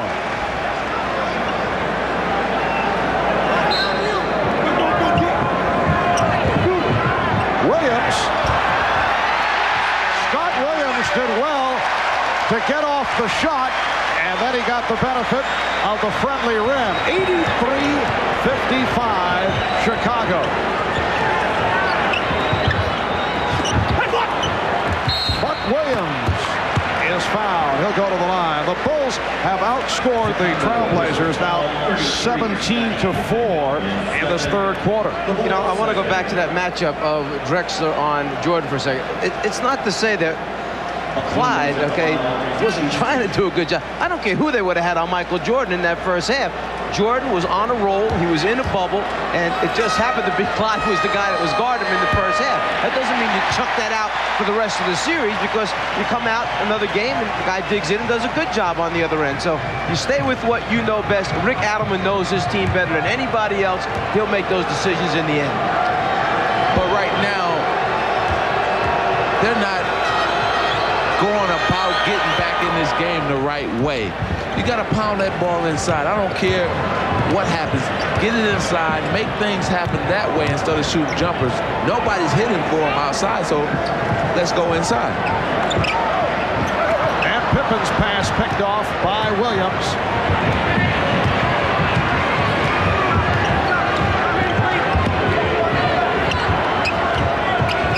Now Drexler picked up by Grant.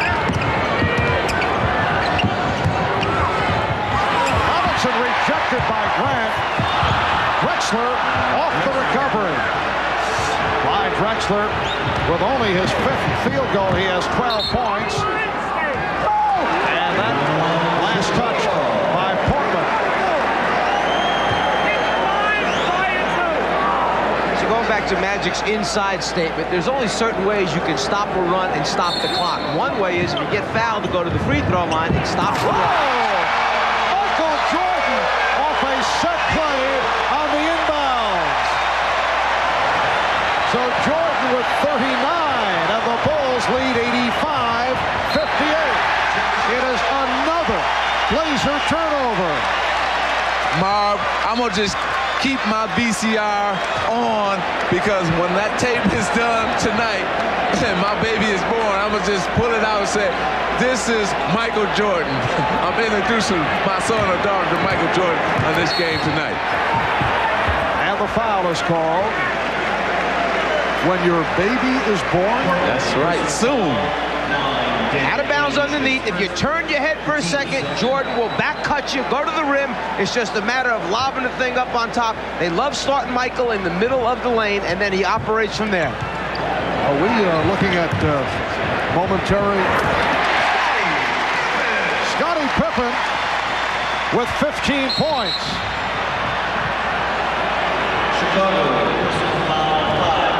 Bulls now lead 87-58. Jordan in the middle of the lane. There's the back cut. Starts right, goes left. The lob, perfect. Here's Ainge for three.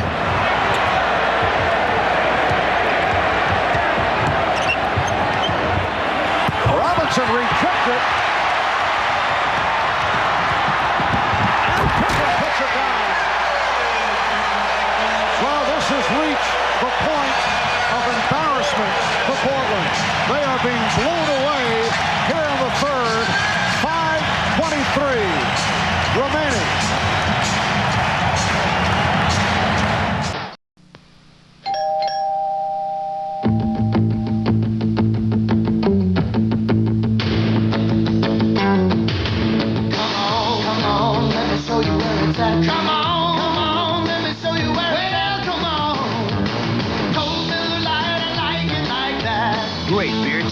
That's less filling. Miller Lite's everything you want a beer to be.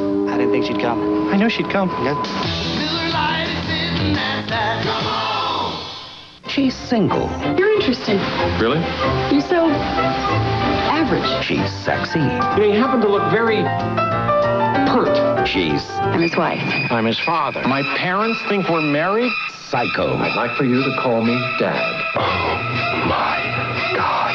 I guess he was under the impression that I was insane. I want this marriage to work. What marriage? Steve Martin, Goldie Hawn. No. House Sitter. Rated PG. Sneak preview Friday and Saturday.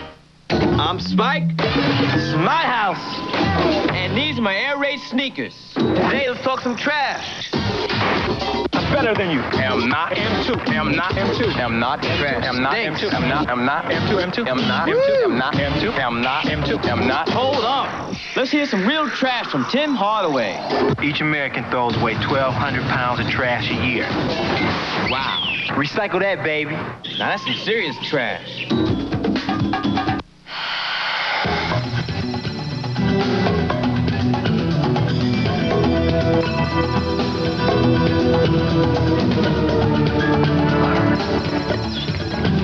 Introducing the new Jeep. With an all-new four-wheel drive system and exclusive standard driver's side airbag. No other vehicle gives you so much latitude.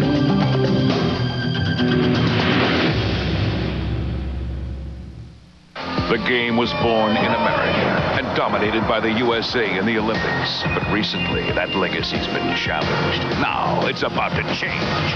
Jordan, Barkley, Bird, Malone, Magic, and more. The Dream Team, coming this summer to NBC.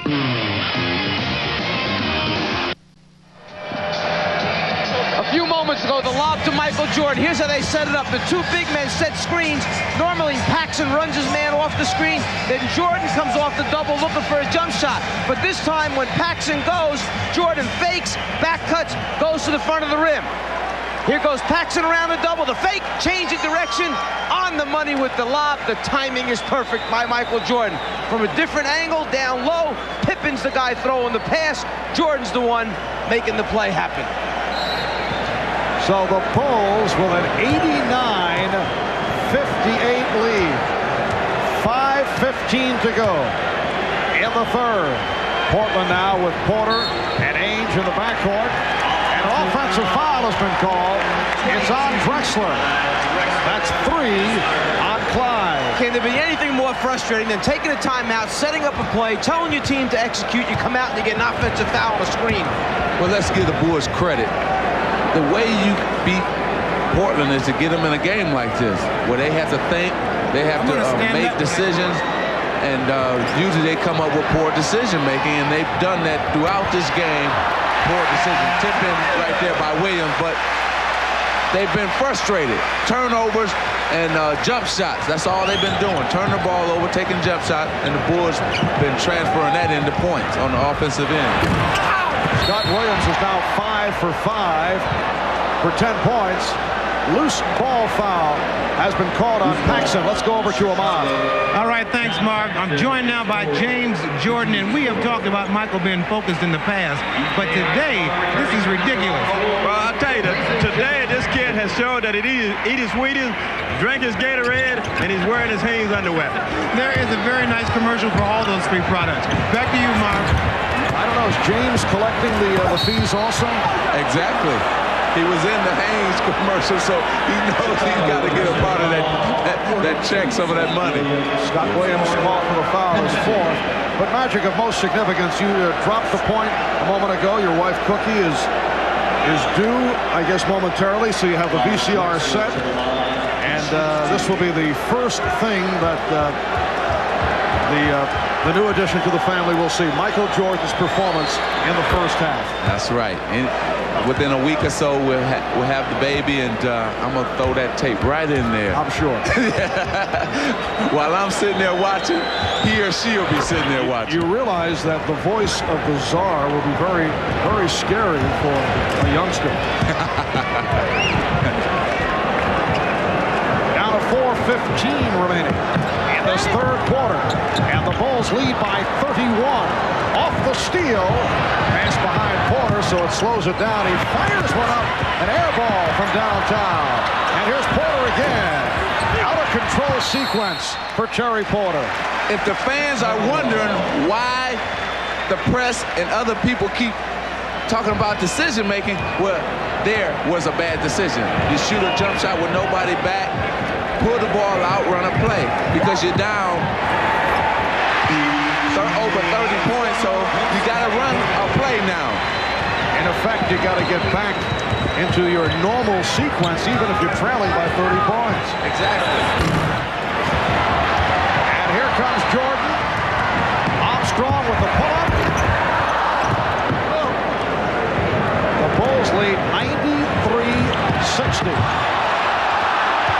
Crowd wanted to travel on Drexler. Porter shooting the three. Loose ball foul on Robinson. Long rebounds take place when you're not shooting well and when you pull up and shoot quick perimeter shots. As a result, the Chicago Bulls, who have one of the best sets of point guard, two-man, three-man, can get out and fill the lanes. They're always running back at you when you're not making your jumpers. The hand for Scott Williams, replaced by Stacey King, making his first appearance. So Scott Williams continues to excel in the playoffs. Williams with 10 points. He's hit 5 of 5 from the field. Pippen going to his left. Yes, and it counts.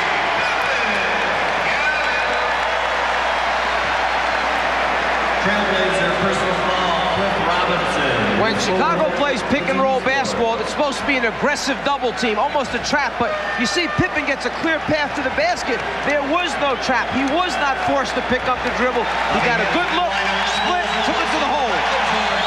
Standing ovation for Michael Jordan. I'm wondering if we will see him on the floor anymore this evening. I doubt it. Up 36 right now. It looks like you're going to go into the fourth quarter being up 30 or more unless something happens in this next 3 minutes. So I doubt if you'll see him back again. Jordan with 39 points. NBA Championship Series record, 35 in the first half. And Pippen was fouled. The Bulls have outscored the Blazers here in the third quarter, 30-9. Robinson called for his fifth, and it puts Portland over the limit. So Pippen will shoot a pair. Michael Jordan, 16 for 26, 6 for 10 from three-point range. The 10 attempts from downtown is a record for an NBA Finals game.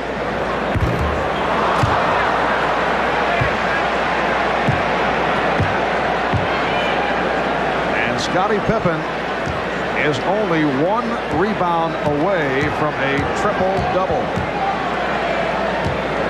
A very nice stat line. Now you want to know what the difference is between the last two series that the Bulls played in this series is the fact that when they went to the basket on Cleveland or New York, they got fouled, and instead of being able to put it in for a three-point play, they just went to the free throw line, and that was a good move right there by Jerome Kersey. And in this series, they're able to go to the free throw line, I mean, in this game right here, and not get hard fouls and continue to make the basket, just like there.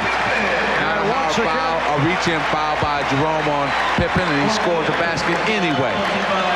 Once again, Scottie Pippen with an opportunity for a three-point play. That in-between game, take it off the dribble, but then know when to pull up because the defense rotates over and stops you short. You must have the in-between game in the NBA. And with Jordan going to the bench, Pippen has scored 5 straight points, and that's what the Bulls usually want to do, go to Pippen when Michael Jordan sits down. The Bulls 100 and the Blazers 62 as we approach 2 minutes remaining in the third quarter. A blowout in game 1 of this best of 7. 2 minutes and 1. So Duckworth able to convert. Just look back for a second, the way Chicago defended the pick and roll. They've got Portland backing up all the time, not attacking. When Chicago plays pick and roll, Portland tries to trap it. Chicago takes it to the basket strong. Armstrong. Percy lost it. King with a steal. And Stacey King hears it from the crowd.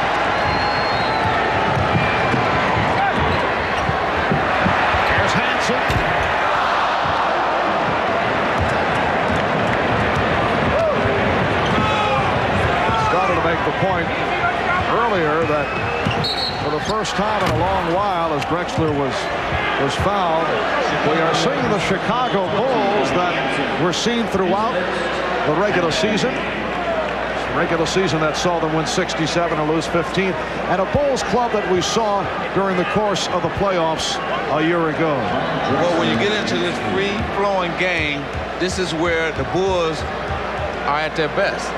See, and they're not getting a hard foul. The Portland Trailblazers are not trying to dictate tempo. They're running down and playing right into the Bulls' hands by taking quick shots.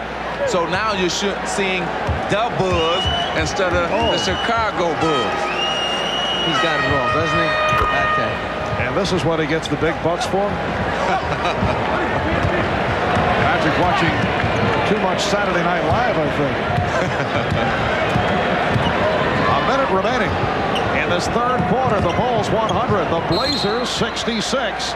And Jake O'Donnell with the call away from the ball. Pushing foul. When you're down 34 points with an entire quarter to go, do you try and shake it up a little bit, maybe throw your full court press, your half court trap on, try to get a little run going for yourself, or you just basically sit back and think you're going to be able to dig it out man to man, defensively? Right now, fourth quarter, what the Blazers should do is try to get into something now, try to see what can work for us on Friday night. Run our offense to get ready for Friday. That's the only thing they should be concerned with. Try to get ready for Friday. The largest margin of victory in an NBA Final Series game. Washington beat Seattle by 35 back in June of 78, 117-82. The Bulls here lead it by 35.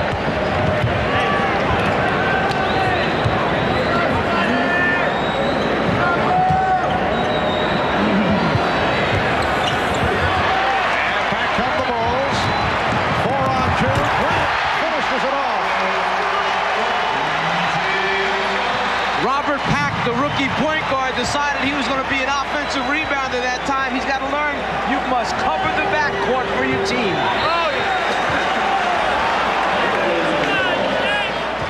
No one back. The Bulls are going to fill the lanes, and this time instead of Pippen, you've got your 6'10" power forward Grant scoring at the end. And they say, yeah, 2 points for me. Robert Pack, the rookie from University of Southern California, checking in. Pack rejected by Pippen. And the foul is called on Portland. Trailblazers personal foul 22 by Drexler. It's on Drexler. That is his fourth.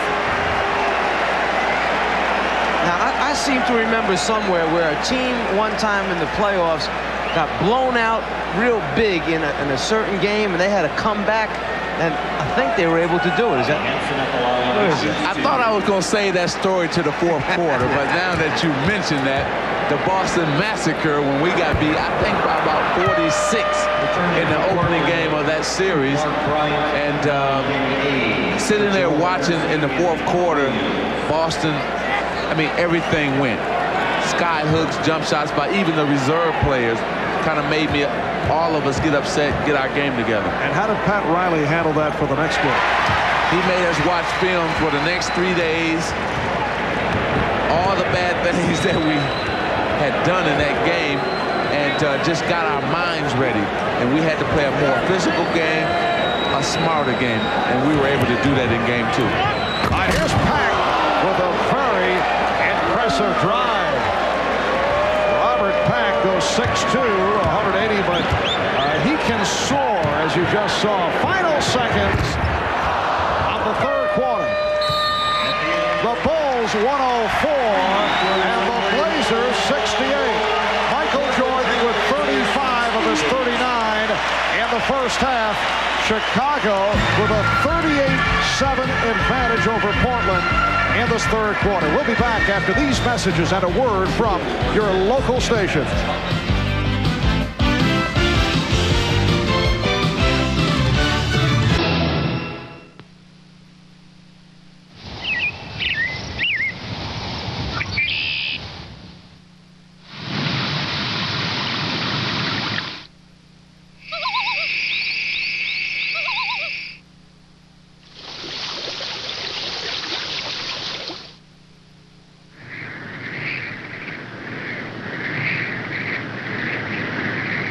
Now, first-time buyers can get up to $900 in additional savings on new Jeep Wranglers.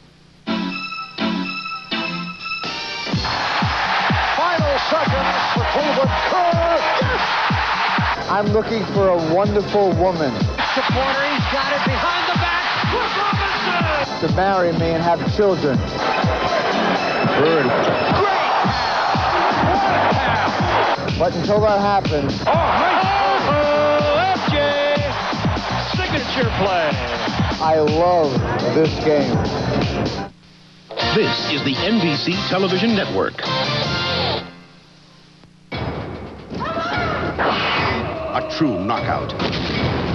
One of the rare sequels that truly measures up. Just do what you do. Alien 3 rips the lid off Total Terror once and for all. This thing is really ticked off. Has to die. The mother of all monster movies is back. Sigourney Weaver, Alien 3. Are you up to it? Rated R. Now playing at theaters everywhere.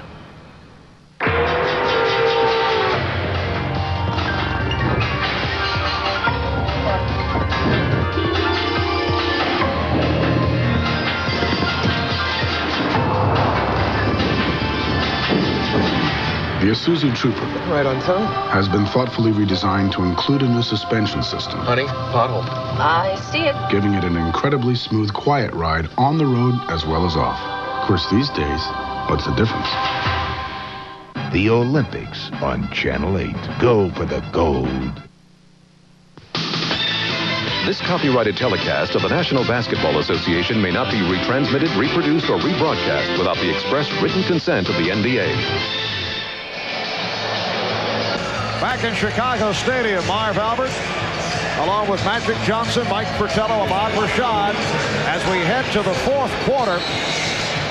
Game one of the best of 7, game 2 here in Chicago. Friday night will be on hand starting 9 o'clock Eastern time, 6 o'clock Pacific for game 2 of this best of 7. Well, Michael Jordan has checked back in. We thought perhaps we had seen the last of Jordan in the final minutes of the third. Here's Ainge galloping, and it's tipped home by Bryant. That's the first time that we saw 5 or 6 passes from the Portland team and ended up in a score. That's what they must do. Pass the ball around 5 or 6 times and then take the shot instead of one pass and shot.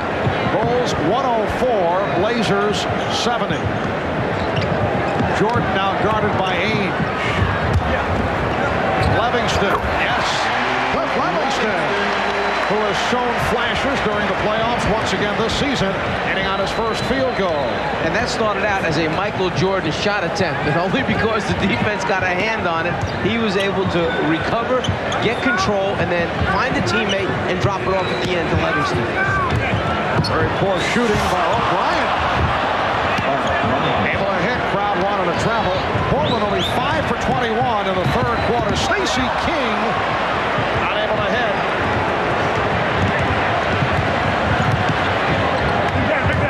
Here's Bryant sweeping in. And the Bulls now lead 106-74.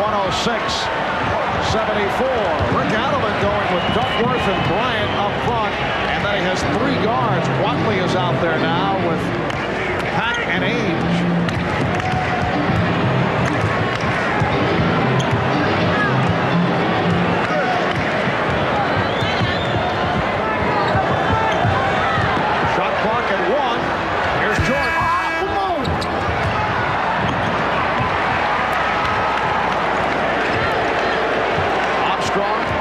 On the 3. For Chicago, you really only have one guy that can create shots. That's Michael Jordan, and he's not really warmed up yet, so they're going to struggle offensively, this group, for a little while. Ainge. But see, I don't know if I like this, because you got a man in Michael Jordan in a groove, in a rhythm. Why not, okay, have a seat for the rest of the night and stay in that groove for next game instead of bringing him out now when he's cold and he's on the floor. That's the second time on the floor. And he may get hurt. He may get out of that rhythm and not carry it over into Friday's game. I'll try and be Phil Jackson and think for him for a second. The one reason might be because they're so used to running their offense with either Pippen or Jordan, and Pippen was taking his blow. Phil might have thought it was too much time left in the game to let him go without one of them on the court. Game 2 of the NBA Finals, Friday night on NBC. Even with shift on the fly 4-wheel drive.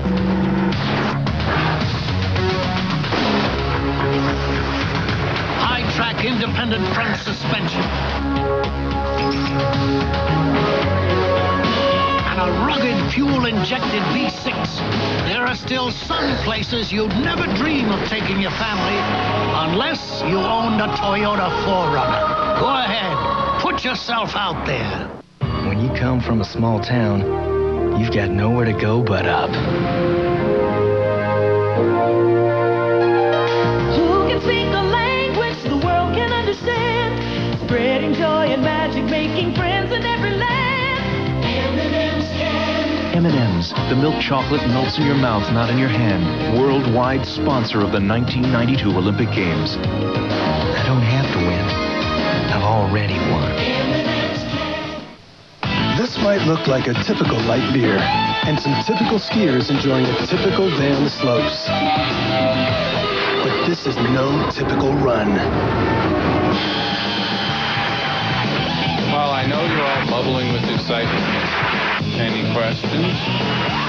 And this doesn't taste like a typical light beer, because this is cold-filtered Miller Genuine Draft Light. So there's nothing typical about it. Miller Genuine Draft presents Genuine Moments. Well, tonight's Miller Genuine Draft Genuine Moment occurred in Game 6 of the 1980 NBA Final. Our 20-year-old rookie guard by the name of Magic Johnson stole the show, playing all 5 positions. He produced 42 points, 15 rebounds, and 7 assists as the Lakers eliminated the Philadelphia 76ers. And Magic, you took over at center for the most part, as I recall, because of the injury that was suffered by Kareem Abdul-Jabbar. Exactly, and nobody gave us a chance to win that game, and we did that. And it was just a true great moment in my life, and I'm sure just the Laker players, everybody, we all contributed in one way. Because people forgot Jamal Wilkes had 38 points in that game.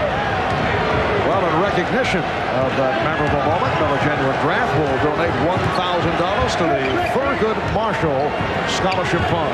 You know what bothers me? I'm still waiting for my magic moment, and I just can't seem to find one. We will get to you eventually. And leading off to what you just said before the timeout about Michael, I understand Coach Jackson's what he wants to do. But what happens is when you come back in, you've been sitting and you're cold as a player. I know I didn't want to come back in because it's hard for me to get it back going again. Would you have expressed that? Would you have said, I'd rather sit it out? Probably not. If you're called to go in and do your job, you go in and do it. Well, the Bulls lead 106-78. 4 minutes gone by in the fourth quarter. King posting. Won't count. Hugh Hollins with the whistle before the shot. John Duckworth is third. And it is a non-shooting foul. If they're going to win game 2, Kevin Duckworth has to get more shot opportunities. He must be more involved in the offense. And he opened up involved. And the Trailblazers opened up by hitting their first 7 field goal attempts. And then it all turned around as Michael Jordan went to three-point land as P.J. Armstrong just did. And the Bulls now lead 109-78. BJ knows when Michael has the ball, he just floats to that corner spot, hopes that Michael draws his defensive man in a double team situation. Then it's a matter of knocking out open jump shots because Michael's going to find you and give you the ball. Wild shot thrown up by Bryant. Wayne Cooper has come on for the first time. Wayne, a 14-year veteran out of the University of New Orleans.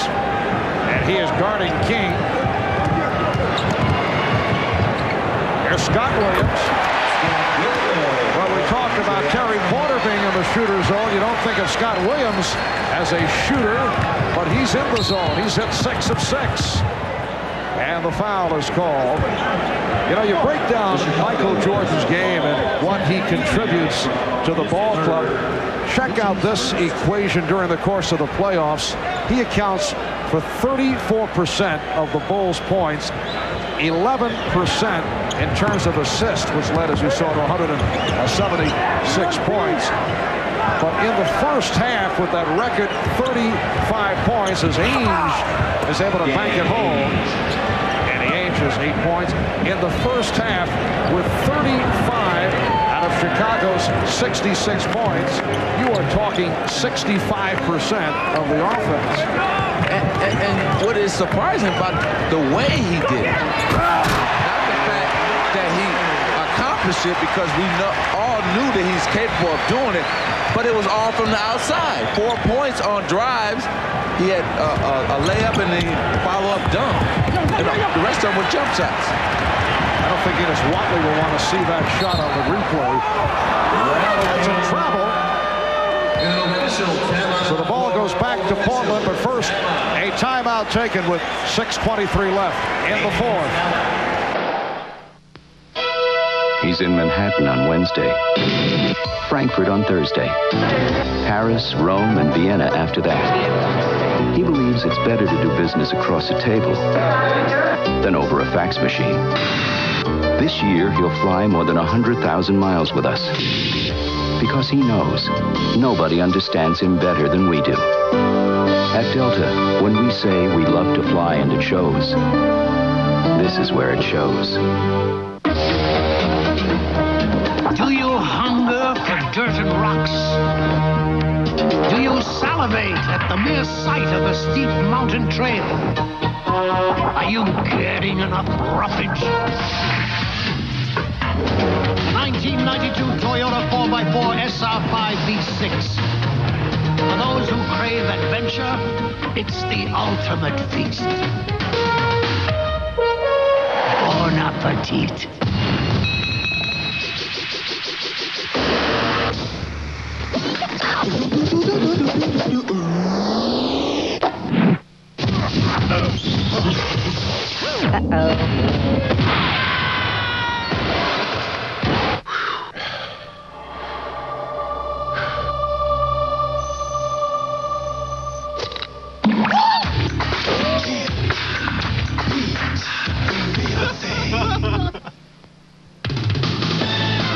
NBA on NBC is brought to you by Toyota, reminding you to always buckle up. Do it for those who love you. By Delta Airlines, we love to fly, and it shows. And by cold-filtered genuine draft light. There's nothing typical about it.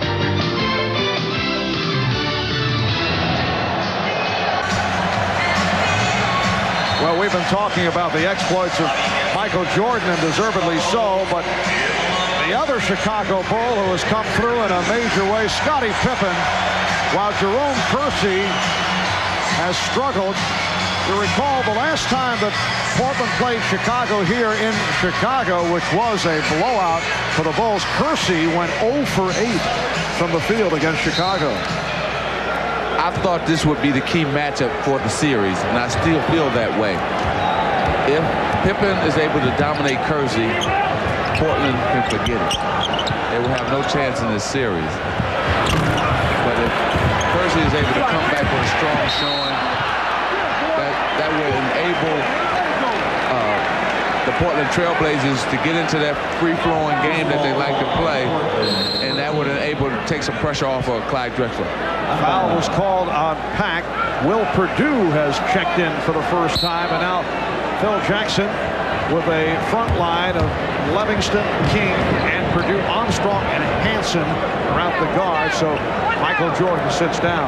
Getting back to that matchup early in the year, back in November, Kersey had 21 against Chicago. Pippen had 28 that particular evening as well. Ala Abdelnaby will come on for the first time. Danny Ainge departs.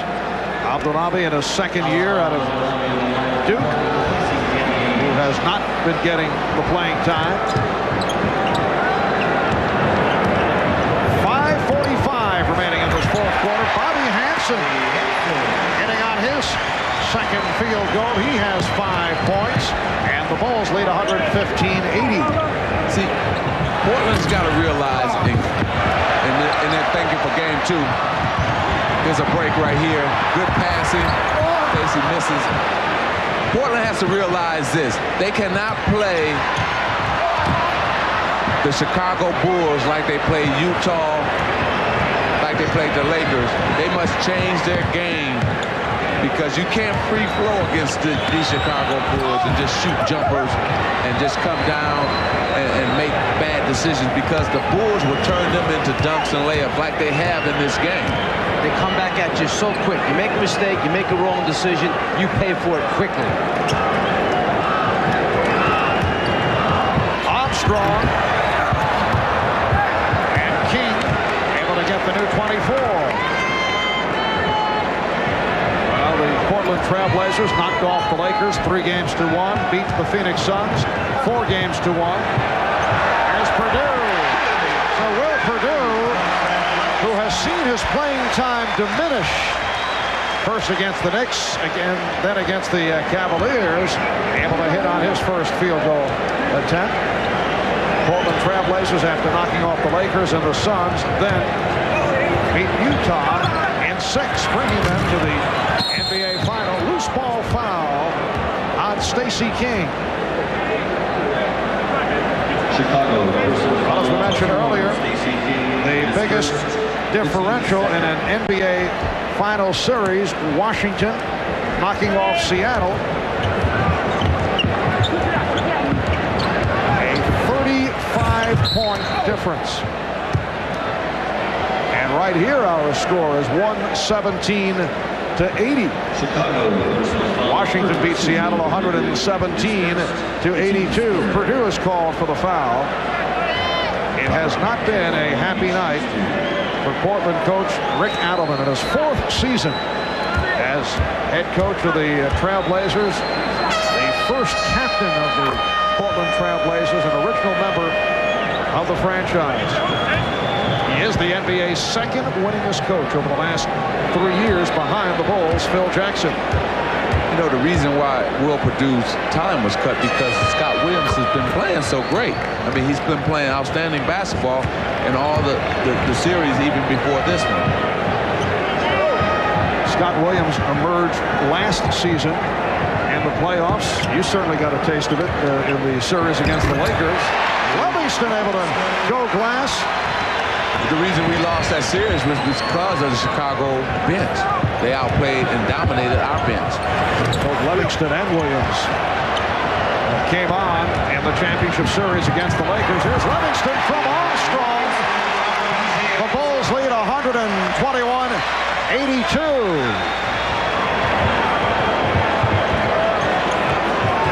You know, I kind of see a lot of confusion going on with the Portland team. They don't know what quite they want to run, and they got different guys not in the position they're supposed to be in. I think you were right on target earlier, though, where Portland was in the process of being blown out early third quarter, but they continued to fire up from all angles rather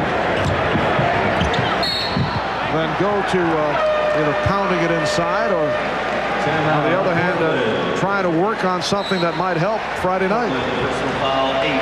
Timeout has been called by the Blazers with 2:56 remaining in the fourth.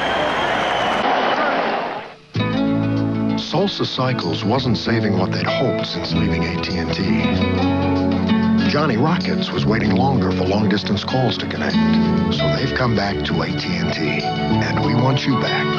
Come back with AT&T Partners in Business. AT&T Quality and 20% discounts to the 20 numbers you choose or the area code you call most. We want you back. Call 1-800-222-0400.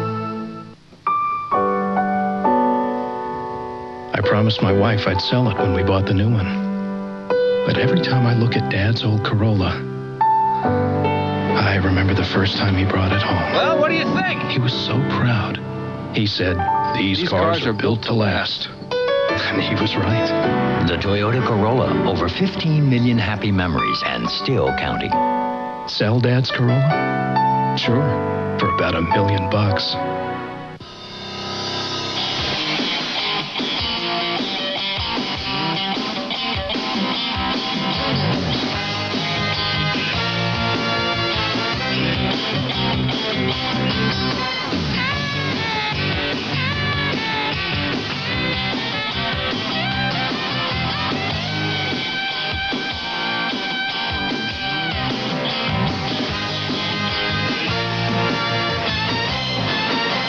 He has led the NBA in scoring 6 consecutive seasons, been named All-Star each of his 9 years in the league, and at age 29 is already considered the greatest athlete ever to handle a basketball. Now Michael Jordan tries to help America recapture the gold. Michael Jordan, one to watch this summer on NBC. The Portland Trailblazers and the Chicago Bulls resume with Game 2 of this best-of-7 championship series here on NBC Friday night, 9 o'clock Eastern Time, 6 p.m. on the West Coast. That'll be Friday night, Game 2 of the series. Stacey King on the foul line. The biggest lead of the night, a 38-point margin. The Bulls right here lead by 37, the all-time record, largest differential in an NBA Finals game, 35 points. Washington doing it against Seattle back in '78. And I think our total was 33 against the Celtics. We're right up there, too, I think. Quick research tells me yes. But let's remind the fans that we lost that game by 33. We ended up winning the series. So this series is way from being over. One game is only one game. And that's what the Portland Trailblazers have to keep in mind. Exactly why you have a 7-game series. So if you run into something like this, you forget it, you put it behind you, learn from it, you make your adjustments, then you show up on a new night with a different energy level, perhaps new concentration, and a few wrinkles here or there. There'll be a lot of tape watching tomorrow. You can believe that on that Portland Trailblazers side. And you wonder what wrinkles Rick Adelman can come up with against Michael Jordan. As you mentioned, Mike, very little he could do when Jordan is sitting from long range, 6 for 10 from a three-point land. But I would think there will be a slightly different approach? I would think we'll see a little bit more aggressive Portland defense, perhaps a little more trapping, getting out and denying, overplaying a little bit more, maybe go to their half-court trap that they have used at times in the past to take Chicago out of running their offense as smoothly and as well as they do. And a lot more passes on offense instead of one pass or no passes and shot attempt by the Portland Trailblazers. You'll probably see them slow the game down a little bit more. How many times do you hear coaches say, are we running our one-pass offense tonight? So the ball goes back to Chicago. On a night that has seen Michael Jordan come through with one of the great NBA final performances, 35 points in the first half, and that is a new record. Here's Bryant, and Bryant gets it back. Very persistent and able to hit the Bulls. 122, and the Blazers 87. Portland has turned it over 20 times. And off those 20, I would believe that Chicago has scored maybe 15 times off those 20 turnovers. Nice give and go between Hansen and Purdue is fouled. And you know what happens? Guys get to know each other in practice, and that's why that give and go was nice. You can tell that they were looking at each other and say, okay, I'm a back door, but I'm going to look for you, Will, when I get it. And they worked that to perfection, the give and go. Young people out there should watch Bob Hansen and Will Purdue on that play, because that's what basketball is all about. To me, one of the nice things about having a few days off before you start a championship series is you really notice what the points of emphasis are for the various teams, what the coaches have been emphasizing in their practice sessions. With Chicago, you knew it was offensive execution and spacing. They kept moving out behind the three-point line. Off the travel. Chicago gets it back as we approach 1 minute remaining in this fourth quarter. The capacity crowd has been filing out right throughout the quarter. An enormous night for the defending NBA champion Chicago Bulls. Here's Purdue, wild shot. Livingston with the save off the face of Purdue. To check out the description of that on the Will 1-900 number that he has going here in Chicago. I have a feeling he'll be dealing with that. The steal by Watley puts the move on, and Armstrong gets it back. To tell you how good the Chicago team defense has been tonight, Portland came in here averaging 115 points in the playoff. Tonight, only 89. That's how good the Chicago defense has been tonight. And Pack was stopped by King. It'll be Chicago possession. Show you a veteran, smart player. That time, Hansen had a wide-open three-point shot. The crowd yelled for him to shoot it. He knows he doesn't want to rub any dirt in their face. They got to play the rest of the games. He just backed it out, swung the ball. Standing ovation for the Bulls, who are just running the clock down with that 122-89 lead. Shot clock down to 1. Livingston for 3. And that will do it. The only consolation, it's a 33-point differential, which is 2 points shy of the largest margin of victory in an NBA Finals game. The Bulls take Game 1, led by Michael Jordan and Scottie Pippen. They do it 122-89. We'll be back in a moment. Where do you want to be next year? You know, I don't plan to be a partner in this firm forever. In fact, I've been doing something on the side that could be very rewarding. I have an offer to work full-time with some kids. Pays $11,000 a year. Now, how can we restructure my portfolio so I can tell them yes? You can get there from here with Shearson Lehman Brothers. High-performance cars, luxury performance cars, family cars, light trucks. If you've got the car, Michelin's got the tire. To change the image of a Rebel, change lenses. You've got the Rebel camera. Now get the EOS lenses. Image is everything. EOS Rebel and lenses from Canon. So advanced, it's simple.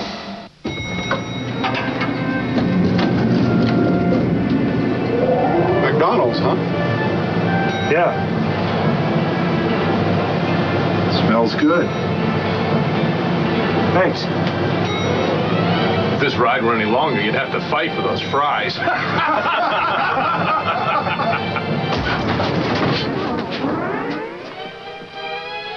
We're stuck.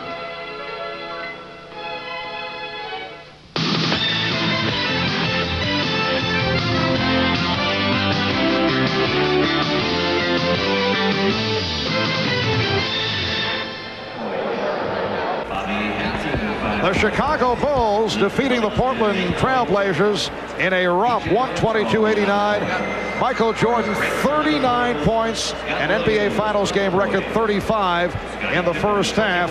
Let's go to Ahmad, who has Michael Jordan alongside him. All right, thanks, Marv. Michael, if you guys were trying to come out here and make a statement this evening, I'd say you did it with an exclamation point. Well, I don't think you can make a statement in the finals. I mean, this is just one game, and one game doesn't make the final. But we wanted to get out of the blocks quick. We got to defend our home court, you know, because we got 3 games out there, so that can make a big difference if they come in and get one. What about you in the first half? You shot 6 3-pointers, set a league record. You were in a zone. I was in the zone. My threes felt like free throws, man. I really didn't know what I was doing, but I was taking them, and they was going in. So, you know, that really helped the game. Must have been the working out we did this morning. All right, congratulations, Mike. Back to you, Marv. Yes, that was it. The fine work done by Ahmad with Michael. And here is Michael after hitting a 3-pointer, looking over at you, Magic, and giving the indication that he is bewildered by that hot shooting touch. We'll be back in a moment.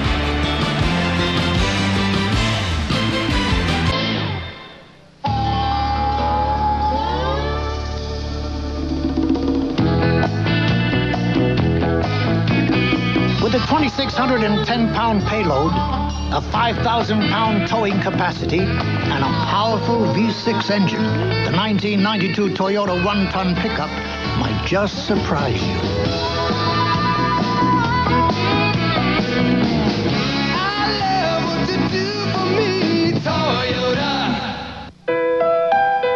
Blue. A color that reached for the sky and got it. Dignified, versatile, always proper. Blue, the color of choice for every ocean and Royal Navy. And nobody does blue like Dockers.